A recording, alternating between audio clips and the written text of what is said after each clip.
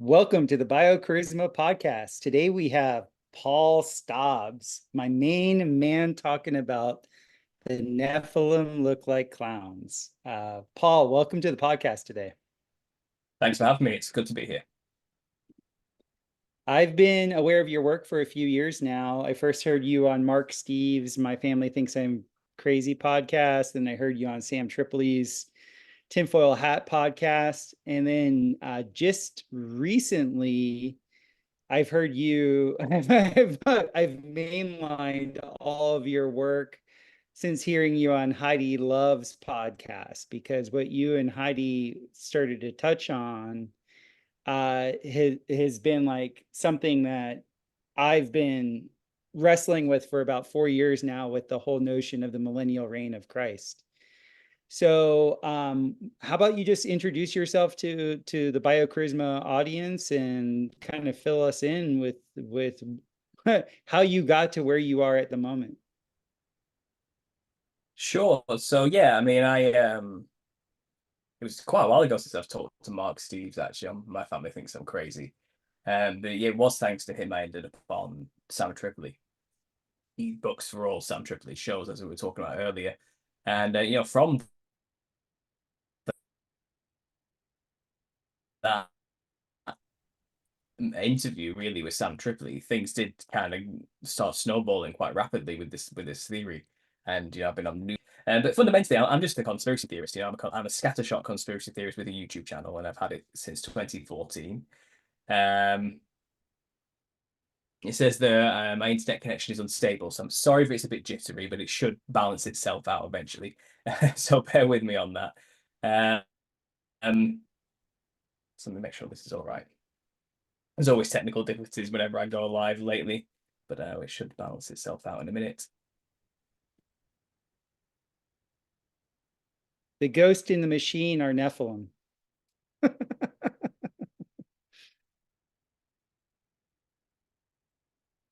Right. Sorry if you can hear me at all. I don't want to be podcast. You can edit this out for your own podcast, but obviously when it comes to live shows, there's always some issues. But it looks like things are coming back kind of now, and I just want people to know. I just want to know if sometimes I'm talking and no one hears anything at all. So I just want to make sure that's not happening. I think we're good. It says the signal's back. We should be okay. Right. Yeah. So as I was saying, I'm fundamentally a scattershot conspiracy theorist. I've always been talking about every topic under the sun when it comes to conspiracy for over a decade. But I did end up having a series of events from maybe about 2011 to about 2016, which led me to this theory of the Nephilim look like clowns. And if I could try and quickly summarize the story, because I've tried to retell this story in multiple podcasts so many times now. I can't seem to condense it down to a short elevator pitch, which is kind of necessary because it is a long story. But fundamentally, I came out of the new age psychedelic world. I grew up exploring consciousness through psychedelics. I wasn't ever really a hippie necessarily, but I was somebody who was out there looking for answers in that realm, and taking it seriously, exploring consciousness and exploring these dimensions. And I saw a thing or two which convinced me, okay, so all that I normally see with my eyes is not all that there is. So going into conspiracy research in 2011, during the build up to the 2012 phenomena, the end of the world, which is what pulled me in, that topic is kind of, I already had this preconceived understanding that, okay, so there's a spiritual nature to reality. And I was trying to understand it through Eastern philosophy, Eastern perspectives. But when I started my conspiracy research, I was always bumping into the Christian perspective as an answer for why we have a conspiracy. But there was always the New Age perspective as well, which was all about consciousness expansion, the reptilian overlords, things, the general gist of that kind of realm. But no real context for the history behind all of this. The Christian angle did keep offering fascinating histories and answers for why we have this control system, which I was struggling to understand from my old perspective. So it got to a point where I was no longer getting answers from psychedelics or Eastern philosophies like Taoism and Buddhism and exploring these ideas and concepts. And I was so exasperated with how evil the world was and all the things I was discovering and learning, that I kind of realized, um, maybe the Christians have a point. Maybe there's something to this. Mhm. And I kind of ended up giving myself over to Christ in 2014 at the end of my degree, completely just directionless and void, with not knowing where I was going or what I was doing, completely burnt out and disillusioned with reality, exacerbated through obviously the drugs and everything else and the typical stereotype art student lifestyle, that I kind of just in desperation asked Jesus to help me. I was like, I'm giving it to Mhm. you. I don't know what to do. I keep learning about this Christian stuff and I don't know what to do with it. Help me understand. Please make it make sense. I'm yours. Do what you need to do. I already know they believe in the devil, which means God is probably real. And it's kind of, I know there's a spiritual realm. I can't deny it because I've seen it. This is real. So if you're the answer, show me. And here I am 10 years later, and he has delivered. He has shown me clearly it's all true. Everything, the biblical perspective and the histories of the Nephilim, Mhm. the corruption of man. Everything we have is because of what happened in the antediluvian past and what happened to Adam and Eve and the rebellion of the fallen angels and the Watchers and what they did to humanity. And the only reason we have a conspiracy today or secret societies is because of this biblical history.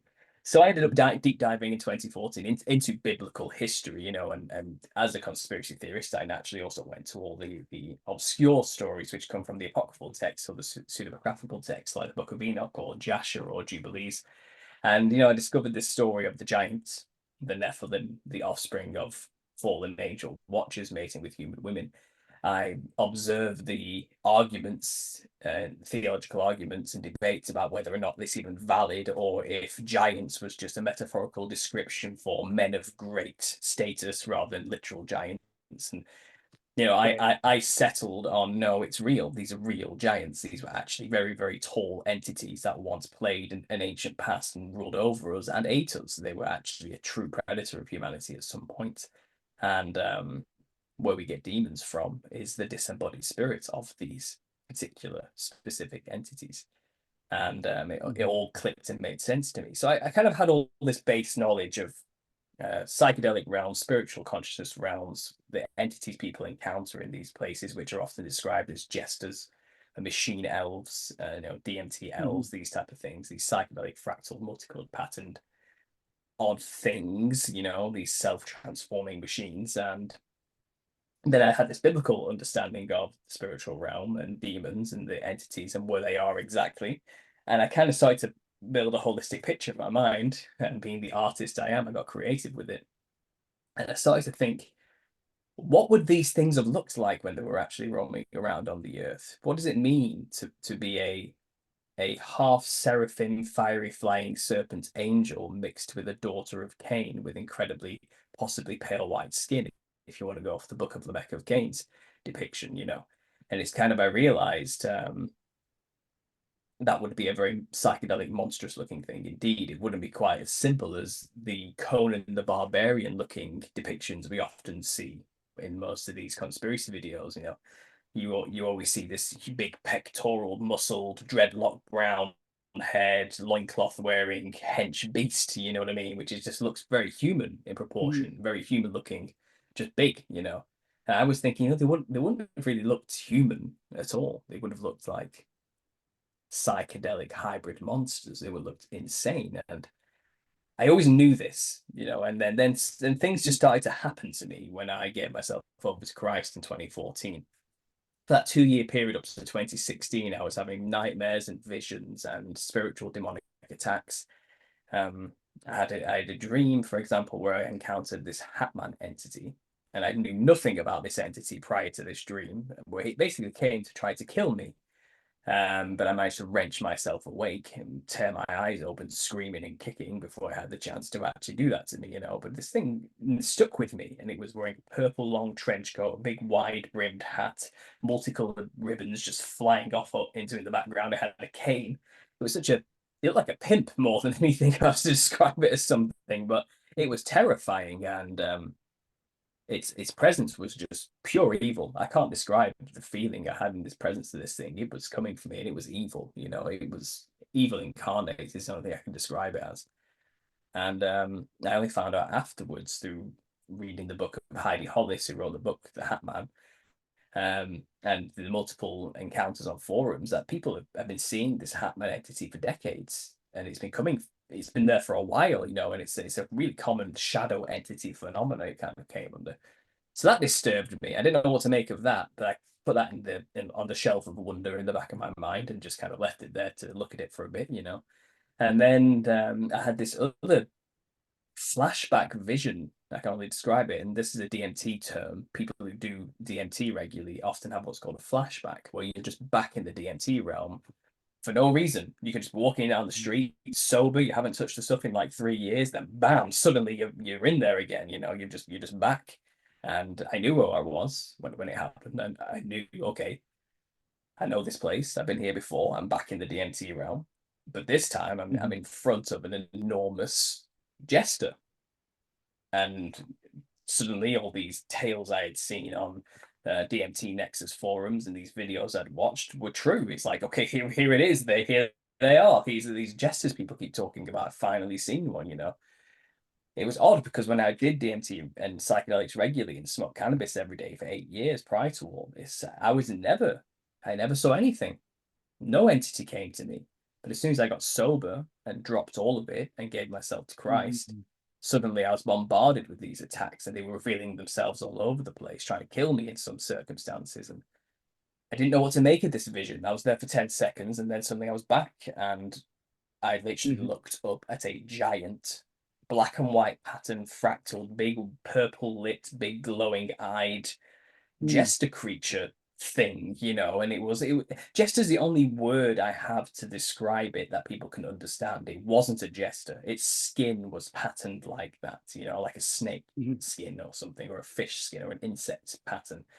It wasn't wearing a jester outfit with bells like people imagine. It was just kind of an odd looking monster with a unnaturally wide mouth, you know, and its skull was horned, multiple spider-legged style horns just bursting out of its skull, you know, like a jester's cap, but its skull was shaped like that. And it was also at the same time melding in and out to the background and within itself, you know, and it was kind of a part of the environment as well as separate from the environment.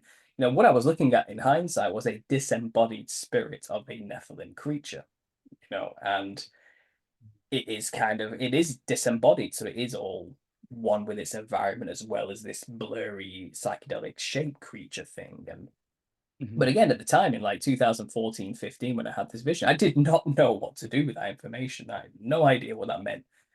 But I kept doing my studies and research into biblical history, and multiple attacks kept happening. One day I just was in my living room, and then I collapsed. I was paralyzed. Darkness started to seep in from the corners of my vision, and I suddenly started to see a spiral, multicolored pattern, fractal mandala open up in front of me, and I was being pulled into it, or at least my soul was being ripped out of my body towards it like a vacuum, you know. And I'm pretty sure I was about to die. It's the only way I could describe what was going on there. But I did manage to say, Jesus, help me. That's all I could do. And it stopped Hallelujah. It stopped instantly. And I was back in Yeah. the room, panicked, sweating profusely, pale, you know, like what happened? You know. But that was kind of after that, my faith was sealed. You know, it's kind of I've seen it firsthand. I've seen the power in his name. I know it's true. I know it's real. And you kind of work backwards from there then. So if the Bible is true, 100%, and Jesus is who he said he was, what are these things? What are these entities? So I studied a lot about spiritual warfare. Derek Prince was a huge, actually, influence in my Yes. early days. I Yes. used to love listening to all of his sermons and talks, you know, and it gave me a I good basis. Go ahead, sir. my wife and I, we've listened to all of Derek Prince, like everything, probably 2 or 3 times. Yeah. And yeah, his spiritual warfare is like you. Well, not like you, I don't think, but I was in the realm of doing psychedelics with ayahuasca. So I had lots of DMT with MAO inhibitors mixed in Yeah. together for about 10 years. And it was because my best friend had actually become a shaman in Costa Rica. And so he was making all of his own DMT. And what was nuts about that, that kind of, it supports what you're saying is, even like with Shipibo Indians, even with like these tribes from South America, if there was ever a demonic attack, or if there was ever anything that was unkosher, you bring up Jesus or you bring up Archangel Michael, boom, everything clears. Mhm. Like without without a question. And to me that was mind-blowing, because especially in the early years of being with ayahuasca, I was still rebellious against the church because of their, because when I was born again, I was very earnest in my search for the truth, and the pastors that I was dealing with were hypocrites. Mhm. And so I went all the way into Eastern thought trying to find the real answer, because I was trying to re-experience the moment that Christ, like Jesus, came into my life, and the church wasn't doing it for me. Like there was nothing in the church. Mhm. And so long story short, at some point I ended up living in the jungle for 15 years, and like harvesting ayahuasca and all the rest of it. And had some very good experiences with it, but one of my last experiences with it was like, oh, this is a frequency range. What was actually happening, like the mechanics of what whatever the concoction was, that dropped me into a frequency range that made me aware of a dimension, and that dimension could be synthetic. It could be programmed. Mhm.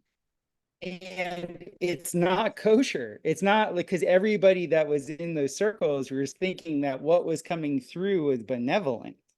Mhm. And I had the very opposite experience. Like, no, no, no, this is not benevolent. This isn't the way, like, God gave us a prefrontal cortex, and so that we could actually consciously know him. Like, you don't need to take something externalized to yourself to know him, right? And so Absolutely. ended, I ended up not being invited to that many more sessions, but it was okay because I was done with it anyway. Um, Yeah, there is a tendency for a lot of people in the psychedelic community to assume benevolence to the entities that they see and that it's they interact with. universal, Paul. Like almost Yeah. everybody thinks, like, this is something I had to deal with in my own consciousness, was novelty fallacy. Because it was new to me, I thought it was real or true. Mhm. You Yeah, know, it's funny because the biggest proponent of psychedelics, which was Terence McKenna in the 90s, even he said clearly, do not give in to astonishment. You need to keep your cool while you're there and pay attention and don't get overwhelmed. You've got to yes, like kind of because you'll be open to anything basically. But I don't know if he was giving that advice for that reason, but I think he was more like pay attention to what they have to teach you. It's important type of attitude. But from my research into the biblical narrative, you realize no, actually, there's a very specific reason why these things are in that place. There's a yes. historical series of events that made them end up there. It's not Mhm. just archetype reflections of the collective human consciousness or something. It's not like there's actually a real tangible documented history, and the entities that are there are separate from us with their own personalities and consciousness and their own life and history prior to them Mhm. being there. They're not necessarily just good because they're in a realm you don't understand. And this is the problem. They also tell stories to people when they're there, don't they? And they seem to all have a different tale about who they are and where they came from. Well, entities who are lying tend to not get the story straight. And it's kind of, you realize through the biblical narrative, yeah, no, they're there because they are the disembodied spirits of the Nephilim, which is what my work has been for. I can't really show much right now because I'm still trying to uh, Yes. keep it undercover. But the book is about to be published. This is my copy, and I've documented it all. I've documented the history of how they got there, and we'll get into it today. But yeah, the psychedelic community are a huge part of what I do because I came from them. You know, I Yeah, understand them. I understand their thought processes. I know why they think what they think and why they believe what they believe. And it doesn't matter how often I try and explain it, I always get the communist response. Well, you don't really understand psychedelics. You know, that's not true experience. It's that type of thing. It's like, no, but I do. You know, I do know what you're talking about, and I do know where you've been and what you've seen and what you've interacted with. You know, and I'm telling you, as a voice in the wilderness, who not many people are saying this, is they are not your friends. These no, things you're communicating with, they do not have your best interest at heart at all. They are liars fundamentally. That's what they are, yes, and they have a boss, and that boss is your enemy. Okay, and it's the adversary of all of humanity, in fact. yeah, And I think people, you know, my book, and especially the last few chapters of this book, is a love letter to the psychedelic community. I've dedicated the entire chapter to my own psychedelic testimony. I go into ayahuasca, its origins quite deeply. I mean, did you know this? Did you know that even the people of that region of the Amazon basin, when you ask them, where did you find or discover this vine and this particular leaf to create the MAO inhibitor, and how did you discover that this was a thing that could happen? They will tell you King Solomon taught the Incan king. Okay, yeah, that's what they'll tell you. Yeah, King yeah, Solomon taught us. A biblical figure came over on an emissary visit to the king of the Incan Empire and taught the people how to create a psychedelic substance. The same King Solomon who used a ring to control demons to build his temple, the same King Solomon all Freemasons venerate to this day as the first master mason, next to yes. Hiram Abiff, who helped him build the temple. You know, the same Solomon. It's a biblical history again, all lining up to where all this stuff comes from. Even biblical characters come from the very mouths of these tribes who should have no business knowing who King Solomon is, but they do because the history is real Well, and it's true. can I give You you a know, little, can I give you a little backstory of the, at least the one lineage that my friend was a part of? Is sure, that go for it. they say that they have, I forget how many generations history back, and they were in, it's now Colombia, but it's like the Colombia part that drops down into the Amazon basin. Mhm. I think it says like 200 generations, like a long time. They're the oldest medicine man in their tradition said that Christ had come to the jungle. Mhm. Which when I first heard that, I was like, you know, this is like 10 years ago. This is before the millennial reign stuff had ever come into my consciousness. And so I was like, that's BS. They're just making that up. And it always perplexed me, like why the Native Americans of South America just kind of rolled over and played dead with like the the history that we're taught, you know, Mm. the Cortez going over and all that stuff. And now with, you know, the revisionist history and now kind of understanding that what we were taught through the Scaliger historical precedent isn't the truth.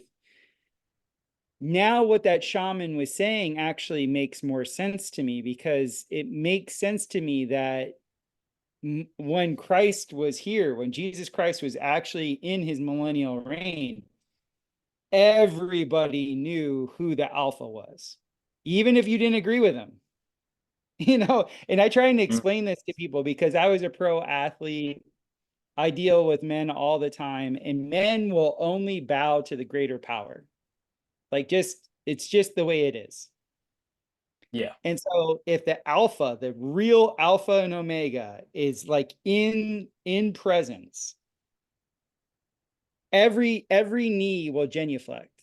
Every single person will bow when they're in the presence of that.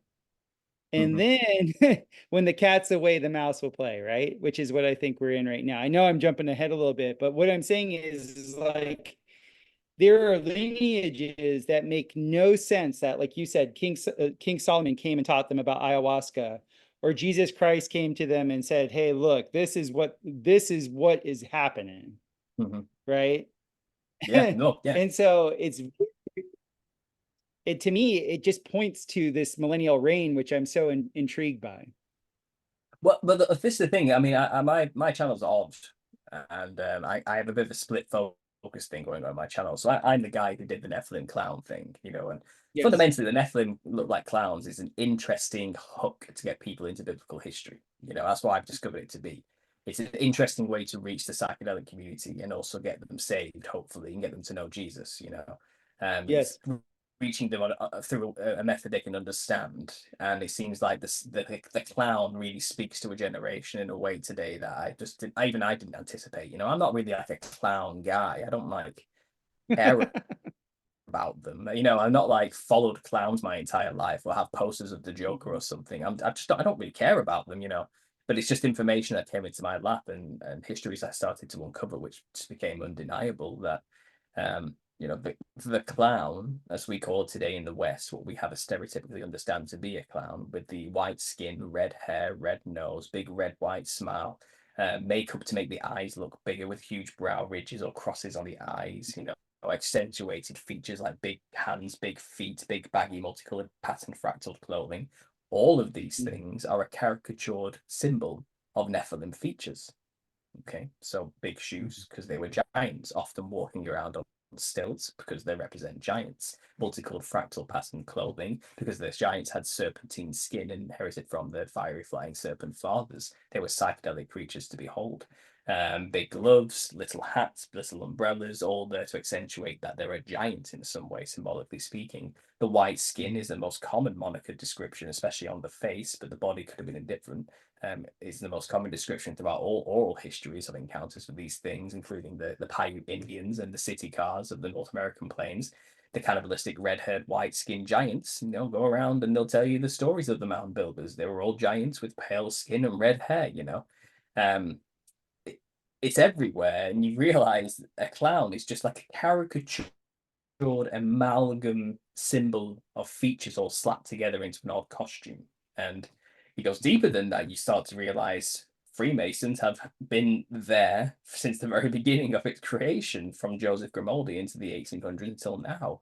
It turns out, historically speaking, the first proto-zany characters from the Commedia dell'arte movement coming out of Italy and Europe modeled Harlequin, the servant of the rich man, after the wild man of Europe, which is a Nephilim giant, hairy, multicolored, fractal, club wielding demon, you know, a Nephilim creature. And then as that character evolved into the 18th century and the 19th century, Clown began to also take over as the character of Harlequin as the demonic role and had a costume change, which was clearly modeled after the Rakshasa demons of India, the exact same costume worn by the Rakshasas depicted on the temples of Thailand is what they dressed the clown in the 1800s, Joseph Grimaldi. And you realize it was the son of a prominent, very famous Freemason of the day who did this, you know. And again, it's all documented in the book. I've said this thousands of times on the channel. I've shown the history with the pictures, you know. But it doesn't matter where you look in history, whether it's from Harlequin through the medieval period, the jester, or the modern clown, which was created in the 1800s up until today. Its roots, historically speaking, documented, not even hidden if you bother to go and look, is demonic. It has always been a representation of the demon, which is Mm-hmm. the disembodied spirits of the Nephilim. And there's a reason for this. It's because if you look outside of Western culture and you look on every continent, whether that be Africa, Australia, Asia, India, North and South America, they all have what's known as a folk tradition, which is what anthropologists in the West would call them. And if you're looking deep into these folk traditions, they are the oldest traditions that each culture and tribe and village has within these continents and countries. And they all seem to have the same thing. They all dress like demons in order to, many reasons. A, either to scare away demons or confuse demons while they do their rituals as not to disturb the thing. So, in other words, to scare them away or confuse a demon, they dress like a demon. Or they dress like these things to channel the spirit of a demon. There's only real two reasons to do it, you know, that's what these folk traditions practice. And my channel through 44 episodes has laid out all these cultures that do this, and you start to see a pattern emerge. They all dress in very similar things. They white the skin up, they put on some kind of red headdress or gold headdress, whether it's made of reeds or straw or fine ribbons and whatever, or actual wigs or whatever they can make with whatever resources they've got. It's usually red or gold on the head. pale white powder or paint on the face and the body. Now that's a clown base by any standard from a Western depiction today, you know. And then they go on to then put multicolored diamonds and clothing on, and weird psychedelic multicolored ribbons filling all over the place, and they make their bodies look as colorful as possible with body paints, like a clown costume. They often, even the Heyokas, or the Pueblo clowns of the many tribes of the North American plains, they wear big red shoes, just like clowns do today. You know, it's, you start to realize they're all trying to copy something. They're trying to mimic something from the spirit realm. They're dressing this way to channel the entity that they call ancestor spirits. And they all have their own dress, their own stylized cultural way of doing this. But fundamentally, you start to put them all together, you can see the aesthetical similarities are wild. They're all trying to interact with the same thing, you know, just in their own way, with their own cultural artistic flourish. And to dress like something is to channel the thing in the spirit realm. That's the rule. Fundamentally, that is the rule, you know. And what Yes. they seem to have done in the West, in the modern age, is create their own version of this costume worn by ancestor spirit worship cultures. We call Mhm. the costume a clown. We're not supposed to know what it does, its purpose. It's actually a shamanistic tool to Yes. communicate with spirits. And that's why the Mhm. Freemasons popularized it through the media of the time, which was the theatre. And that's why it's also been popularized today in modern media. One of my recent episodes, episode 43, depicts just the last decade alone of clown media that's been forced and pushed on us. You know, they push it hard. They cyclically make sure there is a clown icon for people to copy every Halloween. You know, they reboot the new Joker or a new It or something like that, or create a new series that has an interesting clown character or antagonist and or protagonist in it or something, because they want people You dressing like it. do you know where You know, the this more, is? Do you know go where ahead, this sorry. is also being pushed? Um, In maybe you tell me. Go on. the electronic dance music scene. Yeah, Um, I yeah. The used to build. music industry is full of it. I used well specifically the type of music. I used to call it circus drop, but I used to build stages for these EDM festivals, and I couldn't stand going to the festivals because about 2015 or 2016 they switched to like playing this music that was no longer melodic. It would it was a break beat that had this circus noise in the background. Mhm. And at the same time that I became aware of what I called circus drop, and I was like, this is horrible, I also became aware of what was actually going on in that scene. I had no idea. I was never somebody that ever paid to go to one of these things. I was just building. I'm a builder. And so when I would actually go to them, I'm like, this is what people pay for. And I could see like just what would overtake people. Like there would be like these waves of energy that would come through. And it was just like, this music is horrible. It's discordant. Like what it's doing to me energetically is discordant. And then I became aware of like, because you talk about the Nephilim as being predators, they were a predatory species. You would Mhm. feel the predator energy come, and it was essentially the sexual predator energy. Like it was this like real like, and I won't get into the details of of how the EDM scene turns women out, but it has to do with this circus music, this melee of like it's just like going to a freaking circus with bass music in the background now. Mhm. And Yeah, and and like I it, said, and go ahead.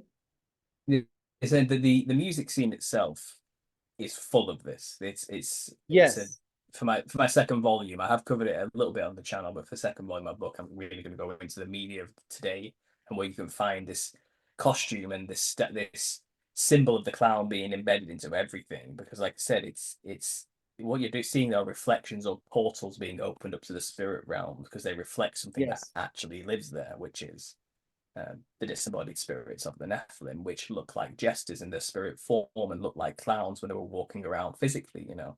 And it really Mhm. is that simple. And people have hyper intellectualized the archetype of a jester by calling them archetypes and going off the Jungian explanation, which basically is trying to explain the spirit realm without God. That's all Jung's trying to do, you know, which is impossible. So they have these notions that it's just a reflection of their own shadow or something like that, which is there to teach you something that you need to let go of or to help you evolve your consciousness. Or it depends how woo and new age you want to get about the description from there, you know. But people have this misconception and they've hyper intellectualized. So when people see a symbol of a jester in an EDM concert, like, whoa, that's so deep. It's there trying to teach us something about ourselves, man. You know, it's actually it's a bit of fun. That clearly the artist gets it. You know what I mean?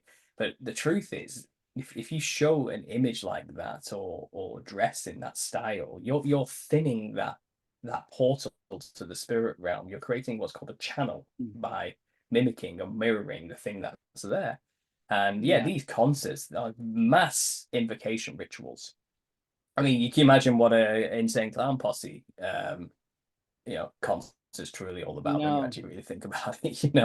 That you have to understand that you have an entire crowd dressed like clowns in one setting, often at Halloween, which is Samhain, where the spirit realm and the physical realm has the thinnest veil. And Yeah. and then to top it all off, I think they did their last Halloween concert in a Freemason hall. Funnily enough, they didn't say clown posse. I mean, and it seems like on the surface to most Westerners, who especially secular types who have no knowledge of anything spiritual, a bit of fun. It's harmless fun. It's just clowns. It's just silly. It's just for the kids. But that's the magic of the occult. They've hidden it. You're not supposed to know what it truly does. You're supposed to just think it's a Right. bit of harmless fun for the kids or having a laugh, you know what I mean? And they buried it Mhm. perfectly. But historically speaking, it's always represented demons, and culturally speaking, dressing in that type of costume all over the earth is to channel spirits. Just because we don't know that that's what it does doesn't make us immune to its purpose. Ignorance of the law doesn't make you, immune to the Right. law, unfortunately. So the more people in the West they can get dressing in this style or looking like clowns, the more Mhm. portals they're opening up for these spirits, the more readily people can be used as vessels for the Nephilim. And this is the whole purpose. The Nephilim want bodies. They don't have a body anymore. They get bodies by using us, and we allow them in by opening up channels or gateways or doing things which in some cases literally making deals with them if you know they exist to use you. That's what Satanists are always doing. And one way to weaken that person and get a better channel or connection to them is to make them obsessed with clown iconography and also to dress like a clown or in clownish features, hopefully, because the more you can mirror the entity on the other side, the stronger it is to influence you. And then once Mhm. it's in, it doesn't really want you knowing it's there. That's the optimal position for a demon, that you don't know you've been infected with this parasitical monster.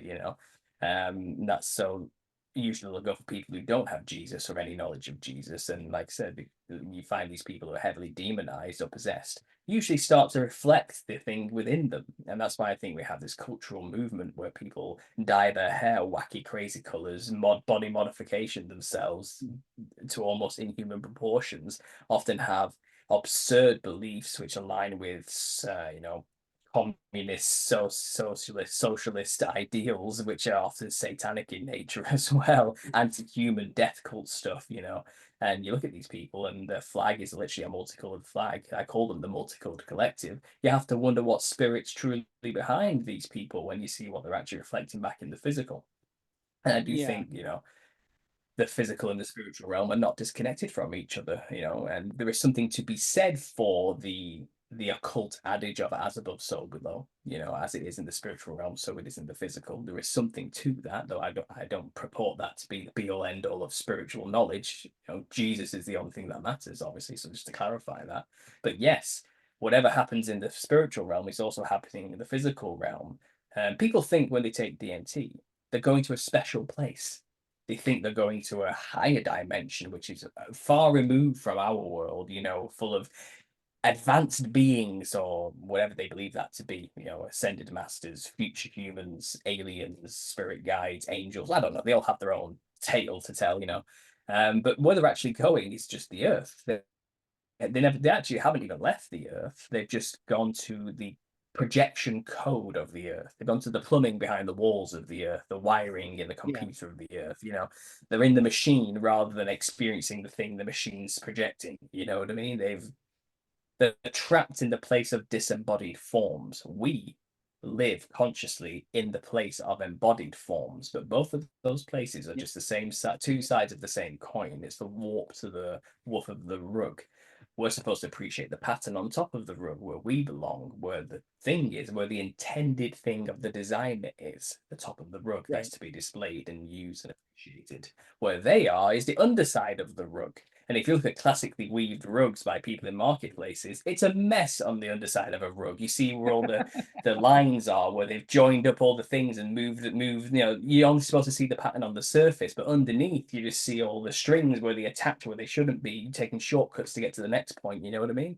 And that's where they are. They're in the underbelly of the rug. They're in the plumbing of the universe. They're in a lower dimension where embodied forms cannot exist. That means we are the prize. The creation of this Yeah. reality where we are currently is not a dense, horrible lower dimension where we're trapped, which is a very Gnostic demiurgy way of interpreting it all. This is actually it. This is God's creation for us humans to live within a body in. And this is where they want to be. This is where they used to be, these demons, as kings and rulers over us and eating us while they were at it. These Yeah. things used to dominate. And now they've been delegated to the plumbing of the universe. They're not very happy. They hate it there. They're stuck there with no body, just melding into each other in some kind of hive mind gelatinous mess. They are losing themselves, quite literally, and to ground themselves, to get peace of any kind, they go into your body and they dwell in there like a home, like a house. And they're only allowed to do that because it's not filled with the Holy Spirit. Yes. So something else is going to go in there instead. It's as simple as that, really. And this is why the costume of the clown is hidden in the West, because we're a highly Christianized part of the Mhm. earth. It doesn't take much for people here to know Jesus or to remember that if I use Jesus' name, it helps them with demons. Even people who are just non-believers, who are staunch atheists, when that demon turns up, they will call on the name of Jesus. I guarantee it. I don't care how much Yeah. bluster or what they say when they're talking on the internet or in the forums or in the books they write. Everybody will encounter demons at some point in their life. And when they are face to face with evil like that, I know they will call on Jesus. It's as simple as There's that. And they will there's see the no name and power in atheist in that. a foxhole. Absolutely not. No. But the thing is, you go to these other places around the earth in traditionally non-Christian countries, like not all of Africa. Some of Africa is highly Christianized or Islamic, but India quite typically, which does have again Christianity is everywhere, but traditionally speaking, it's not the dominant religion in these places. Like the Aboriginals of Australia and the outback, for example, they're not really a highly Christianized place either. There's many Native American tribes and Siberian plains and everywhere. There isn't a part of Earth that doesn't have these cultures. Well, because they're not predominantly Christian, you find the demons are more brazen there and not really hidden. You know what I mean? The people will tell you, oh, yeah, yeah, we communicate with spirits all the time by sacrificing things and drinking blood and wearing these costumes and doing these dances. We want to talk with the demons. They give us power. That's what they'll tell you. They're quite open about it. I mean, the Haitian Vodou culture, that's literally what they do, and it's not hidden, and when the demon appears through someone's vessel and starts speaking through them, everyone gathers around and is like, oh, how interesting, tell me information, give me knowledge, give me power. They're not scared of the demon. They're working with the demon. They're giving the demon stuff in sacrifices through their own bodies to appease the demon, so the demon will give them things. But here in the West, and predominantly European and northern countries, we don't see it that way. If we were encountering a demon, we immediately know to banish that thing in the name of Christ and defend ourselves, and that they are no good. You know, so Mhm. demons have to stay hidden in the West, and they've sneakily done that and found their way into people through not only obviously the highly atheistic, anti-God agendas that are at play in our society, which are creating more and more secular-minded, atheistic-minded people, therefore removing God from the equation altogether, and then training younger generations to not even consider spirituality as true.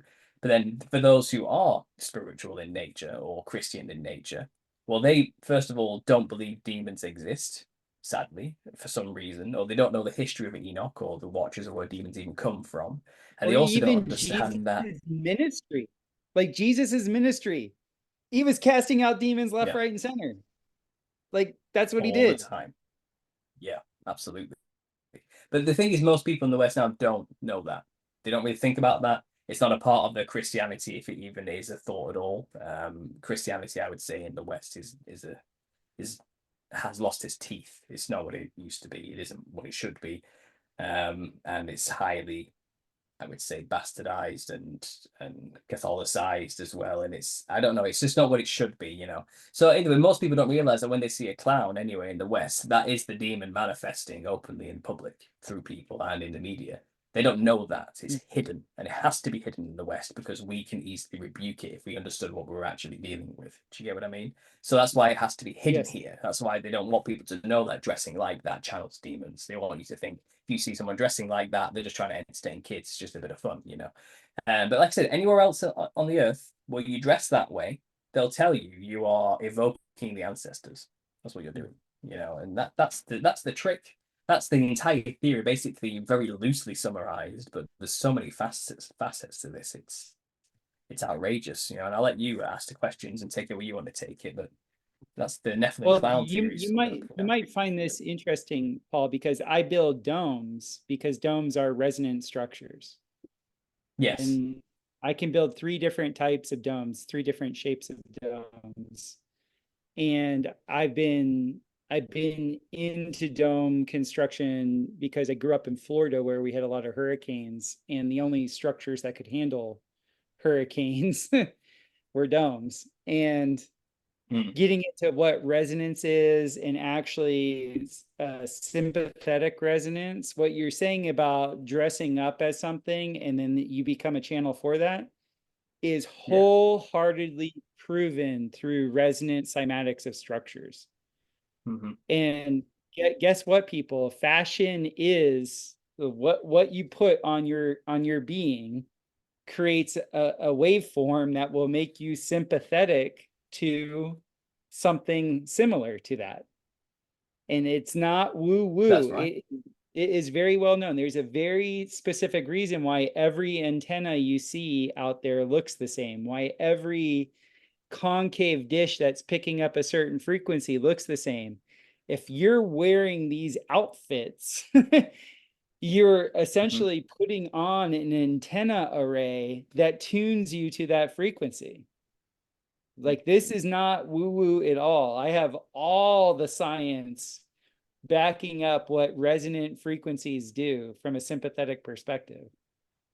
And so, Absolutely, you know, you're right. That's the principle that's been used for known for thousands of years, you know, and yes. it's been understood by these mystery wisdom schools like Freemasonry, for example, or even Shrining, you know, and that's they've observed this through learning through other cultures that yes, dressing a certain way evokes certain spirits. They know this. It's like basic occult knowledge, very well understood knowledge to every other culture in the earth, but we're just so ignorant here in the West. How we just don't, we've been so messed with to the point where we don't even think that there's even a spirit realm. Like we So, don't, we think matter is all that there is, and if I can't see it, then it's not real, you know, and it's all imagination and stuff. So we are so far removed from the nature of reality; it's unbelievable, and we are now susceptible to so much deception because of it. Uh, and like I said, the clown theory, I've been doing it for like over 8 years now. Like I said, I've written the book, which is being published on the 2nd of July. Again, I'm just waiting for the final get go here from Amazon. This is the final. They're doing the review process. From what I can tell, the contents have been reviewed just fine and they've approved it, but the cover they're just doing a quality check or something. So it's on the way, you know. And right. if anyone wants to know the wants the receipts, the resources, you know, and the proof for all of this, then just read the book. It's a fully referenced scholarly work. It's not just some random jabberings of an insane person on YouTube. I tried to make this as factual as I possibly can, you know. And again, if you go to my channel and watch the entire series called the Nephilim Like Clowns, I show you the visuals to back all of this up. You know, it's actually really scary how this is true. Okay, and I didn't expect to uncover this. It just kind of did end up that way. If you do anything, go to the playlist section on my channel. there is a playlist there called "The Nephilim Look Like Clowns," and there's literally hours of research there. Yeah, there it is. And And there's a everybody, 50-minute summary video. Go ahead, sorry. so I've watched it all, and you're dead on. That's why I had to have you on, and I'm so grateful that you came on as quickly as like in such short order, because what I really want to talk about is who's the boss of these Nephilim. I want to talk about why everything that anything of any importance in my life, in my 48 years of existence, I've been lied to about. All of it, 100% of anything of importance, I've been lied to about. And then these types of beings, these types of things are just presented willy-nilly, like, oh, it's no big deal. And I was telling you off air, when I was a little kid, I was scared to death of clowns. I've never liked clowns. Like back in the 80s when they released the original It with Pennywise, and my parents had that on, I was out. Like, there's no, like, it's, I just I don't get people that don't understand that there's evil in the world. You know what I'm saying? That's what brought me back to Christianity, was really seeing, like understanding at a core level, there is real evil afoot. And Yeah. it's not a projection of my subconscious mind. It's not, my shadow self trying to work itself out. No, evil is trying to inflict its will regardless of my sovereignty. It does not know jurisdiction. Evil knows no jurisdiction, and it does whatever it can to make you permeable. Absolutely. And so You're right. let's get into the bigger meta story of, let's make a timeline for the audience of, okay, so there's Nephilim. Well, what are Nephilim? Are these disembodied spirits of the Watcher, the children of the Watchers? What is the biggest implication of this? Like, let's get into the cosmology and just spell it out so that people 100% clear on the implication of this demonic realm that's just, like you said, it's on the other side of the veil. It's always here. So in the book, the first 10 chapters, which are here out of 20, lays out the history. Okay, this is what it's dedicated to. So I can read this out to you, just the chapter headings. I'll go through them and give you a summary of what each one's trying to tell you to explain this overarching story of why it's a big deal, what happened, why it happened, and why we're stuck in this situation, basically. So, first of all, you have to understand that it's kind of like a trifecta of evil. A deal was made between three factions, which has kind of caused the corruption of the earth to the state it is today. And it all began in the antediluvian age with Adam. So there's actually a very contentious idea in contrarian Christian thought that Adam and Eve were not the first humans. Okay, they were the first very specifically chosen and set apart humans from humanity that was already around. And Gary Wayne kind of laid this out in his book, who's the author of the Genesis 6 conspiracy. And he explains that, through a true reading of Genesis 5, and Genesis 1 through 6, to be honest, you can see that God created man and woman, plural, together, singularly. And he told them to multiply and subdue the earth. And then after that story, it says God created Adam and put him in a garden to the east, which is not the same story. Those are two creation accounts. Those are two separate stories. And then he created Eve later, after Adam had named all the animals, which you don't know how long that took or what was going on there necessarily. But it implies that there were people who were made before Adam and Eve who were told to go and subdue the earth. And it's perhaps Adam was chosen from the people and put aside to be groomed and maybe made into something special, like a king upon the earth. It seems like God was talking and walking with him and teaching him things. Now, you don't really do that unless you have plans for them, and it seems like that was the case.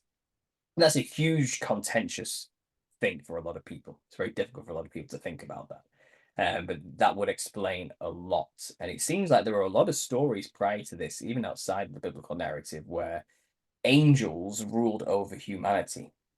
There's a popular one in the Popper Vuh, which is a Mayan text, I believe, which talks about a eagle feathered, beautiful, prideful, giant, fiery flying thing, which basically wandered around adorned in jewels and was glorious and ruled over the people and had a golden throne built to him and all these sort of things. But his pride meant he was kicked out of the tall tree and cast down to the earth. This is basically talking about a beautiful Lucifer who has fallen from heaven due to his pride. But this is a story that has nothing biblical about it. And it's talking about a historical account of peoples in an ancient past being ruled over by angels, you know, and Lucifer being one of them. And what I'm saying is, it seems like prior to Adam, these people who were told to be made and go forth and multiply, the angels kind of were the gods. They were given reign over them. You know, they were told by God, you look after the people, you be the watchers. You know, you go and watch them, you watch the people. And they kind of took privileges, these angels, and were considered themselves better than humans, gods among humans, and made the humans treat them as such. And, you know, it seems like God noticed this, but he wasn't phased by their attitude because he decided, well, I think man is better and deserves to be the true rulers over the earth. So he picked Adam to groom him as a king to take over the angels, basically, and become the ruler over humanity, you know. And this is basically proto Jesus, you know, that's what Adam was meant to be, the first king, you know, to rule over all of earth, basically. But well, Satan or Lucifer had other plans. And the idea is that there was this thing called, you know, jealousy and pride that seemed to seep into the angels who were already ruling over humanity, who, as Gary Wayne puts it, there's no way I'm going to let these primitive, pathetic, lowly ape primate human things be above me. You know, why we have been ruling these things for millennia, perhaps, or, you know, centuries. There's no way I'm going to let them become, I'm not bowing down to these things, you know.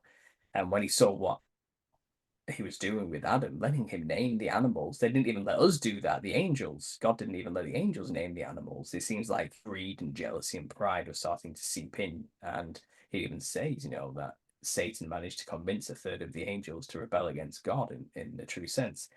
And it seems like maybe there was a serpent race knocking about at the same time, perhaps a creation of the angels in their image. I don't know. There's a lot of speculation around this, but we know that the serpent was in the Garden of Eden.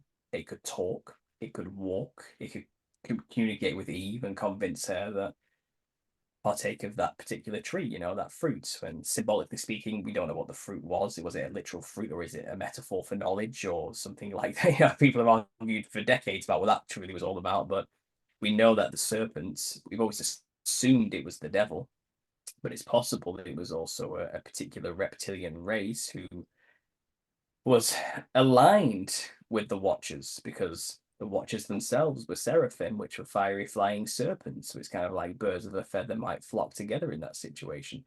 And the serpentine race were probably told by the angels, you should have been chosen by God to be rulers over the earth, not these primates, these humans, these other things. You know, you should have been the reptilian race.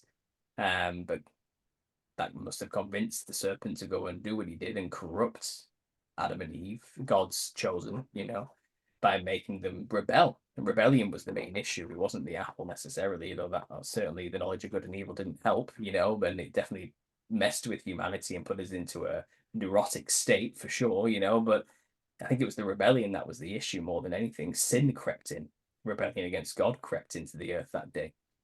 And therefore death crept in, you know, disobedience to the law, everything crept in that day that happened. And the serpent was told, you know, I'm going to put enmity between your seed and the woman's seed. You know, I'm going to fix this. You'll forever be at war with each other, but, you know, you will bruise their heel and they will crush your skull. Like, and Jesus came to do that at the end.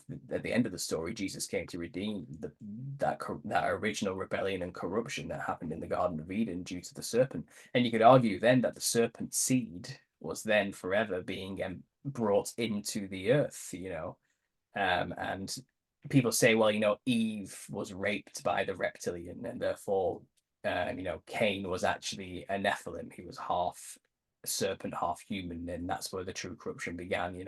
But I don't think that necessarily has to be the case, that Cain wasn't human. I don't think that's the case. I think the corruption can come much later. I think God knew the plan, he knew the agenda for the rebellion of the angels from the start, and he was basically, might have been talking to the serpent, but he was talking to all the seraphim, all the dragons. He knew they were going to create Nephilim. He knew they were going to make an attempt in the future to corrupt humanity. He saw it coming. God's he's kind of like that. He can kind of see 10 steps ahead of everybody all the time. And I think he was making a point of, go ahead, make your Nephilim, hybridize yourself with humans and create your monsters and your giants. You will not win. God's going to be, I'm going to deal with this, and he does that through sending his son in the future, spoiler alert. But the point is, after that fact, Cain murders his brother. Rebellion seems to be sown in Cain again. It seems to just be a problem of humanity by this point, that because of what happened there, greed and envy tends to take over. And I think after the Watchers saw what happened to Cain, Cain left his father and his mother, who were already banished from Eden by this point, and he wandered east and settled in the land of Nod. Now, it says that he took a wife that had a son called Enoch. Now, all of that is a very quick summary. We need to back up. Yeah. Sorry, go ahead. That's the pre-Adamites, Yeah. That's the, yeah. Well, you have to ask, don't you? Wait a minute. He went to the land of Nod. Who populated this place that had a name called Nod?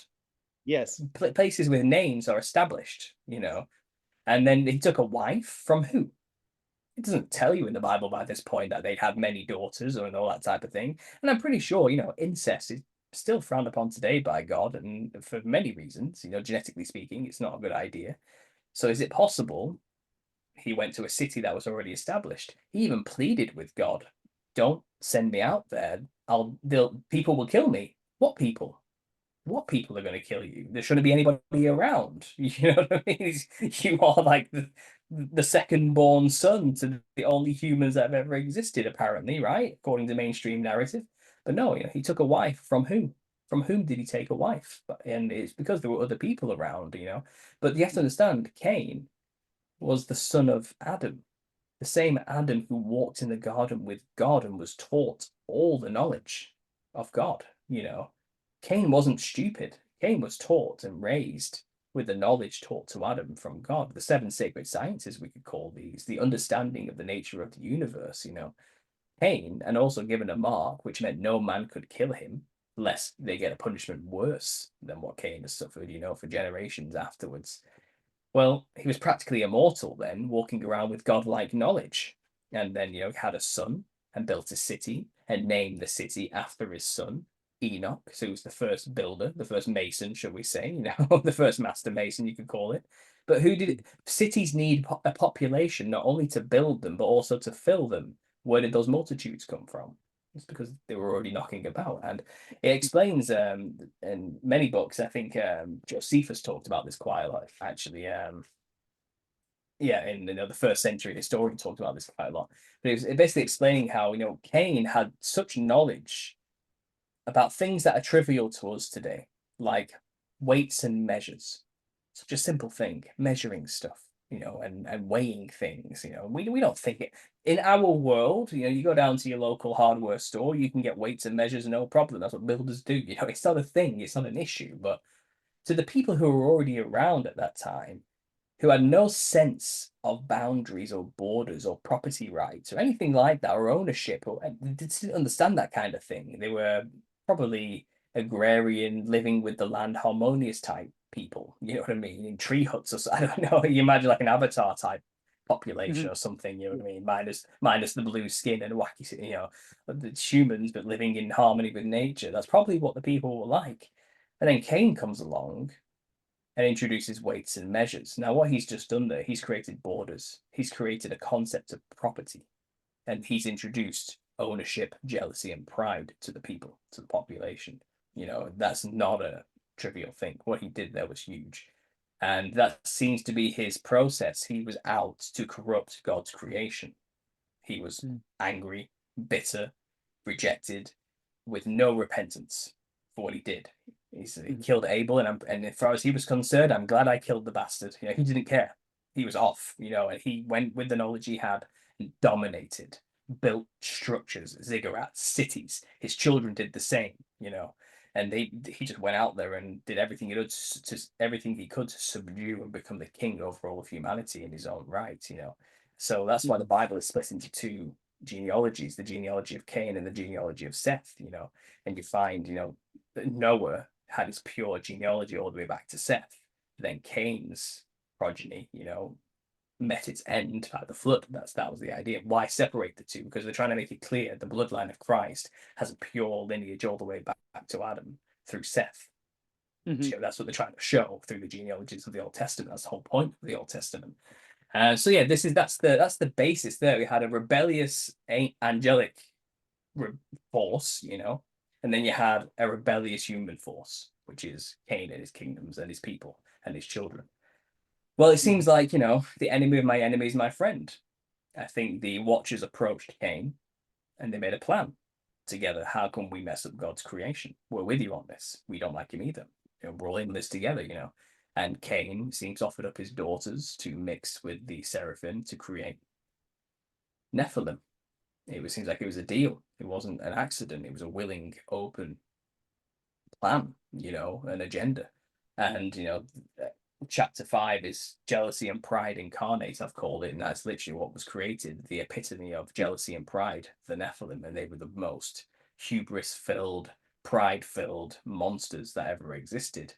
At first they were seen as heroes, mighty men of old, men of renown, but as they got bigger, humanity could not sustain them anymore through grains and food alone, and they very quickly turned on humanity and started eating them, and demanding sacrifice and eating up all the fish and the animals and everything, They became a scourge on the earth, like a true plague, and that's the point. That was the point. Let's destroy God's creation, and they did it through the creation of the Nephilim, and they were all for it. They had no problem. They were all in on it together. It was a conspiracy, perhaps the first conspiracy, after the rebellion of the angels, for the Nephilim, the angels, and the sons and daughters of Cain all working together. That was the trifecta of evil, apparently, in the antediluvian age. And that's what brought most of the misery of the antediluvian age, and that's what caused the flood inevitably. God's reset, basically. That's why the slate clean and start again situation. Things got so bad because of this.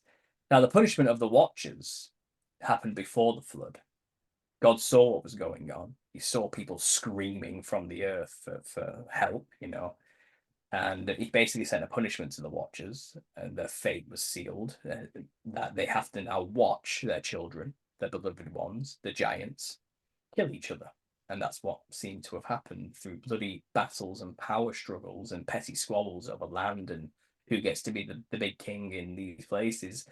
All the giants murdered each other. Now, these are the OG giants, the originals, the perfect half angel, half human giants. They just annihilated each other. And bodies were everywhere, which became mountain ranges. These things were titans. They were enormous, like incomprehensibly large giants, And you find similar tales being recounted in like the Titanochemy in Greek culture, the Clash of the Titans. Like these tales have been recounted over and over again in many cultures.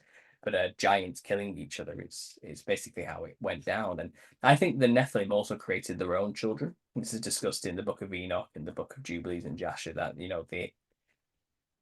Nephilim also mixed themselves with humans and created quarter hybrids, angel things. And then those children's children had sex with human women, created 8 hybrid angel human hybrid things, and they got smaller with each iteration, had new features, odd things happening to them, I think this is where we get the Bigfoot phenomena from. I think a hairy type started to appear, and you have to understand the original ones, they were psychedelic clown-looking freaks, they looked insane, but I think iterations did appear as it got watered down throughout time.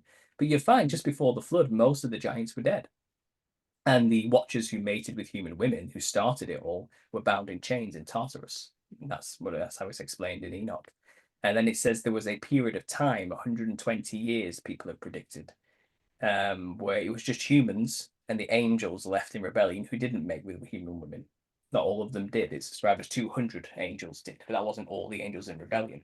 So it seems like the angels, rather than mixing with human women again, decided, okay, let's continue to corrupt humanity. We're almost there. We've done a good number on them so far. Let's finish it off. The Nephilim might be gone, the big giants, but we're still here and we can still teach humans knowledge, you know. They taught humans how to mix themselves with animals. And this is described in the book of Joshua as the mixing of kinds. And it says, you know, it lists all the animals that they mixed themselves with, and it was everything, anything and everything. Humanity was blending their DNA with it and also blending animals together, you know, and creating chimera hybrid monsters all over the place. All flesh became corrupted in a true sense, you know, and this is where you get cryptid phenomena. This is where all your cryptids were originating from. Half werewolves, bear men, fish men, bird people, you know what I mean? Mothman, lizard man. Name a man and an animal together.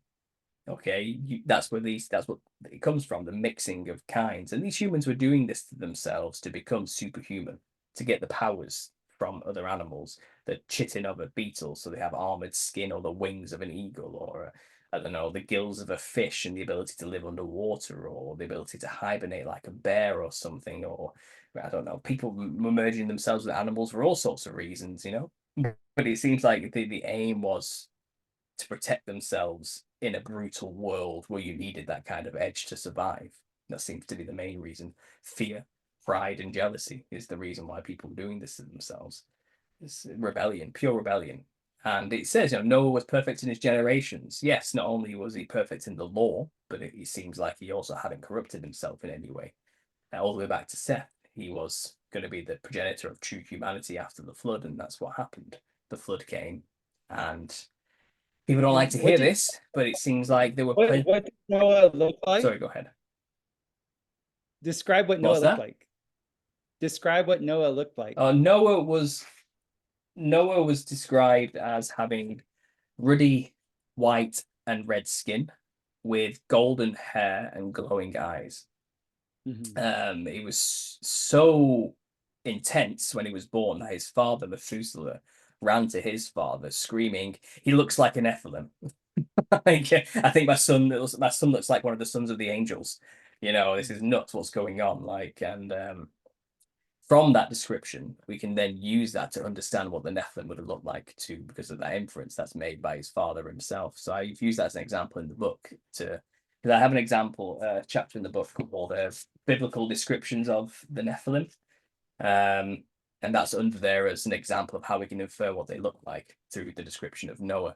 Now, I don't think Noah was a Nephilim. He was perfect in his generations. I think he was just set apart by God and created by God for a specific purpose, which was to repopulate all of humanity after the flood. So, of course, he looked pretty special. He was definitely touched by the divine in some way, perfectly crafted by God himself, you know, for that specific job. So I do think he would have had some divine hardiness to him, perhaps much closer to Adam in his original inception than for the humans, you know. But yeah, he's described as looking like a Nephilim, but I don't think he was Nephilim himself. Only because the rest of the Bible explains he was uncorrupted and perfect in his generation, so we know that's not the case.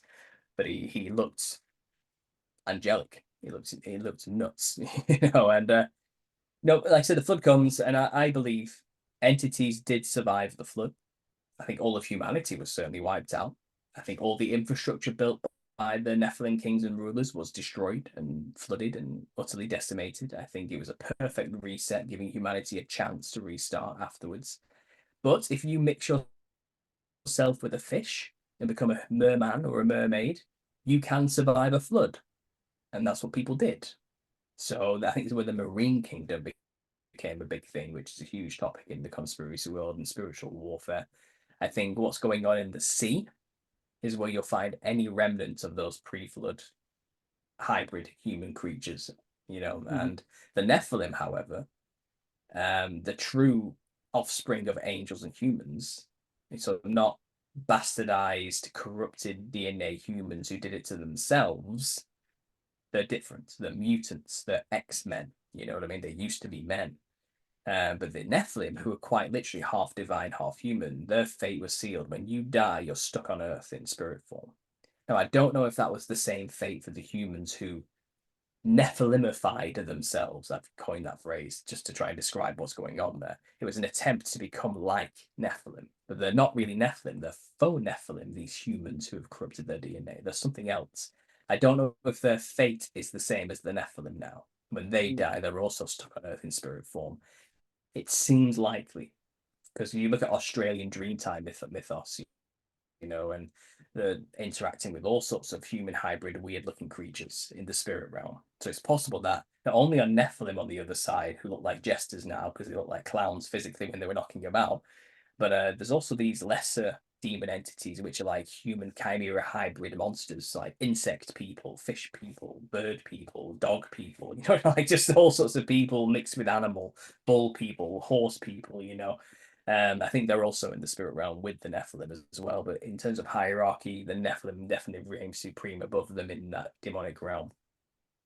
So that's kind of the antediluvian age story. But then you go after that, and most of the early books of the Old Testament are God setting a people aside, which he calls Israel, and training them up in the wilderness, in the desert, to go and fight the remnants of giants called the Rephaim. So they were there before the flood and after the flood, so they appeared somehow. I've speculated all the theories in my book about how that happened. People don't want to necessarily, agree on what is and isn't going on there. But it doesn't matter how that happened. They did appear again after the flood. And then they were getting decimated by humans, tiny people who were like grasshoppers in their size from Numbers 13:33 as described, these tiny grasshopper people, the people of Israel, were decimating titans, just knocking them down, murdering them all, going through the lands of Canaan from tribe to tribe, just mowing down giants, And I think the giants who weren't dead yet were looking at this, getting the reports coming through of tiny humans killing them all, and probably got a bit scared and were like, okay, we're next. What are we going to do? Clearly God's on their side. We can't stand against these humans. No matter, we're all dying miserably, horribly. How is this even possible? And I think some of them probably fled. I mean, why wouldn't you? These things are cowards at the end of the day, rebellious, prideful people, monsters, and then you have all sorts of stories recounted, which again I've got in the book and I've got on my channel of giants all over the earth, everywhere, not just in this isolated place in the Middle East called Canaan. They're everywhere, and they're as far north as the Inuit people. And the funny story about the Inuits version of this, which are called the Tunit, but the Tunit, wherever they see a human, they run. They get out of there as fast as they can. They don't interact with humans. They're terrified of humans, but they're giants. Like, why are you scared of humans? Why would you be scared of them? Is it possible the God-given edict to wipe every single one of them off the face of the earth is still in play? Wherever they encounter humans, the humans will have God on their side and will be able to overcome them and kill them easily, And I think the giants know that. It's kind of like, I'm not going anywhere near a human because that human will be able to kill me. I will lose the battle somehow. Like, you know what I mean? It's kind of, so I think a lot of them have been in hiding in caves underground in remote parts of the earth in the middle of forests where nobody goes. They hide now because the numbers are so few and there's so little. And people have argued, that the Nephilim corruption and this hybrid corruption has continued to today through the royal families and these Nephilim royal 13 bloodlines of the Illuminati.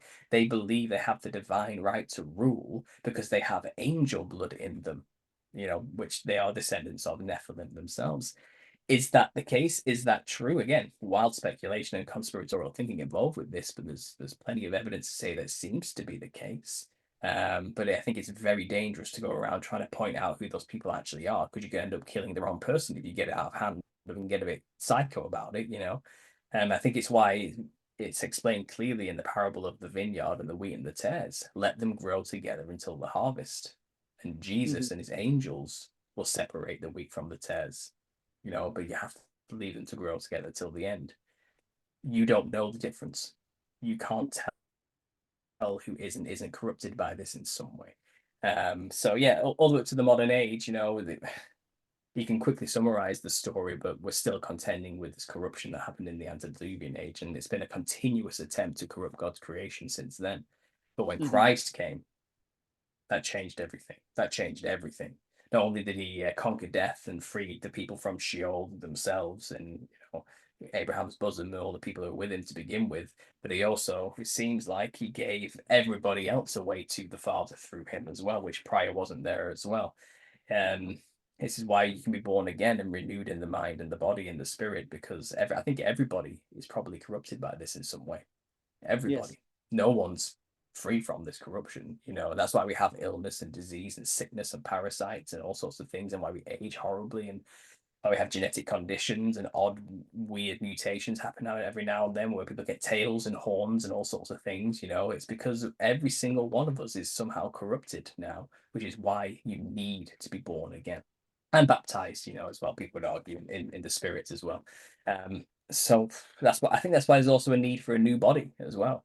At the end of all this, when all is said and done, we'll be given new light bodies, because the corruption truly has taken its hold on this earth. I mean, not only are we physically corrupted in our genetics, but also the earth is corrupted with a parasite in its plumbing called demons, the disembodied spirits of the Nephilim. And this hierarchical structure I explained, the rebellious angel at the head, call it Satan, the adversary, or Lucifer, or whatever you want to call this angel, what's the name? It's on the tip of my tongue. I've written it down somewhere. Belial. That's the true name of this angel. Belial. Yeah, he's got his at the peak of the rebellion. Then he has his angels below him. Then there's the Watcher angels, which will likely be released at Armageddon, and then below them are the deep Nephilim offspring children of the Watchers, which are now demons in the spirit realm, and below them are the hybrid humans in the spirit realm, which are lower level entities and demons, which do their bidding. And then, but in the physical realm, you've got the secret societies who are part of the same hierarchy structure, who answer to the demons in the spirit realm and do physical things in the physical realm that go towards the agenda of the corruption of all of God's creation. And it just goes down from there. And we're at the bottom, of their pyramid. But when you look at God's law and you look at God's plan for us, we are at the peak of God's pyramid. We are just below Jesus, So we have to remember that, and all of them, their entire structure is below Jesus and God. And we are supposed to be above them all. The angels are supposed to bow down to us. That was the point of it all. And that's why there's rebellion. They don't want that. And they do. It's amazing. In prayer, like, you can loose angels. Like, if you're in jurisdiction with your creator, with Christ, and the Holy Spirit is in your being, you have dominion. You really do. Like, and even the most ardent atheist has to know by now, in the internet world, the only real commodity that there is human attention. So that tells me that our connection to our Father in heaven is it's the most commodified thing that there is. It's not any natural resource. It's actually the living man, like you and me, or the living woman's attention. That is the most commodified thing that there is. And whether it's like all these realms that exist that are parallel to this realm or right underneath this realm, that are always vying for attention and vying for embodiment through our attention to them. Like, it needs to be understood that is what's occurring. And your recent work, and I guess it's been like the last 4 or 5 months, you've uncovered the umbrella conspiracy of them all. And not that you did, but like, you've started to explore it. The whole notion that the adversary, as you say, whatever Belial, whatever name he takes, the one that is full of pride, the adversary to man, he is loosed upon the nations to deceive them after the millennial reign of Christ. Now, I grew up as a Protestant Christian, which in the United States really isn't like being a Christian at all. I hate to say that, but like where I grew up as a Protestant, it was just like, oh, we go to church like twice a year and yay, Christmas. Like there's no Bible study, there's no nothing. And it's kind of, to me, it's fake because none of the real stuff was taught, you know? And I came back to the Christian faith through Dr. Michael Heiser and reading his book Supernatural, and actually like, you know, understanding this, like actually seeing, like understanding what evil was in my life. And so coming back into this, you know, still like the churches and everything, and you've said this so many times to so many different people, it's almost like they're playing a script. It's like, it's sort of like fake it till you make it. It's like, you can kind of feel the inauthenticity to it. And the second I heard about the millennial reign of Christ, something rang true in me. I was like, now all the Tartarian stuff makes sense. Now the mud flood stuff makes sense. Now the timelines and all the BS that make absolutely, as a builder, I know how long it takes to build things. Like you don't move heavy materials on soft mud. You just don't do that. Doesn't happen. It will never happen. And like the scale of these buildings, like all of it, the second you gave this concise umbrella of the millennial reign of Christ, and then you know the adversary is loosed upon the nations to deceive them. Could you describe to people like where you think we're at with things from that perspective? Yeah, I mean, this is the big one, isn't it? This, as you said there, this is like one of the biggest overarching It's conspiracies the I've ever umbrella. discovered. It's the Yeah, it's the this umbrella patent. It really is it, because I remember when I first saw the movie The Usual Suspects, and Kevin Spacey, that dirty bastard, he says the line, "The biggest trick the devil ever played on us was convincing us he didn't exist." And that's right. I that line always like resonated with me. I was like, because at the time I saw that movie, I was like, whatever, evil's not real, blah blah blah blah. And so I heard that line, it was like sort of a smack across my face, and I was like, ooh, I'm arrogant right now. I'm being arrogant. And then when this millennial reign thing like comes into my consciousness, it's just like, what's the best way to fool people to get them playing an old script that isn't actually relevant to them now? It's not relevant. Mhm. Yeah, You can no, you can this is, I've, so go ahead. you can get people to do heinous things if you have them actually on the wrong timeline. Mhm. And I Mhm. see it. Like I know it. I have very good, what I would consider God loving Christian friends of mine that are pro Israel. Let's go fucking kill all the Palestinians. Like, it makes no sense. Like, none. That's not a Christian thing to do. You don't, that's not, the ends don't justify the means in that way. It just Mhm. doesn't. Yeah, so So I'm if sorry. people, it's all right. Yeah, trust me, I've been exactly where you are with all these thoughts, and I think a lot of us are still there, to be honest, and we're all trying to figure this out because this conspiracy is huge. And if anyone's listening and they don't know what we're talking about, it's kind of like if you've been in the conspiracy game for a while, there's always this big topic that crops up every 3 or 4 years, which paradigm shifts everybody, you know. And I think it started with like, let's say, flat Earth, Mandela effect, Tartaria. I suppose have been the big three over the past maybe 8 years. And then maybe 3 years ago, subtly and quietly, did this millennial reign has already happened theory crop up coming out of the Tartarian alternative history research that had been done into this prior view that a lot of people could see it. We've been lied to in the history books. Like the chronology doesn't add up, the timeline doesn't add up, our history doesn't make any sense. It seems like you've been lied to massively. about just how long it's been since there's been advanced civilizations, for example, and how long, and it seems like the natural timeline we've been told about everything always been getting better doesn't add up to the evidences around us through the architecture that's everywhere. It's like, no, there was an advanced people around not that long ago who built all these incredible structures and things. And then obviously people have equated this to a hidden empire called Tartaria, which has been buried in history, which was a global, worldwide empire that took over everything, But that never quite made sense to me. It's like, okay, so what's the point? Why would they hide this? Oh, well, to hide free energy is the answer. It's like, it's not enough. That's not enough, really. But there's clearly evidences they're right. There was a worldwide empire, all with the same architecture, the same technology, using antiquitech, and it's been hidden. There was a mud flood, clearly. All the evidence is there.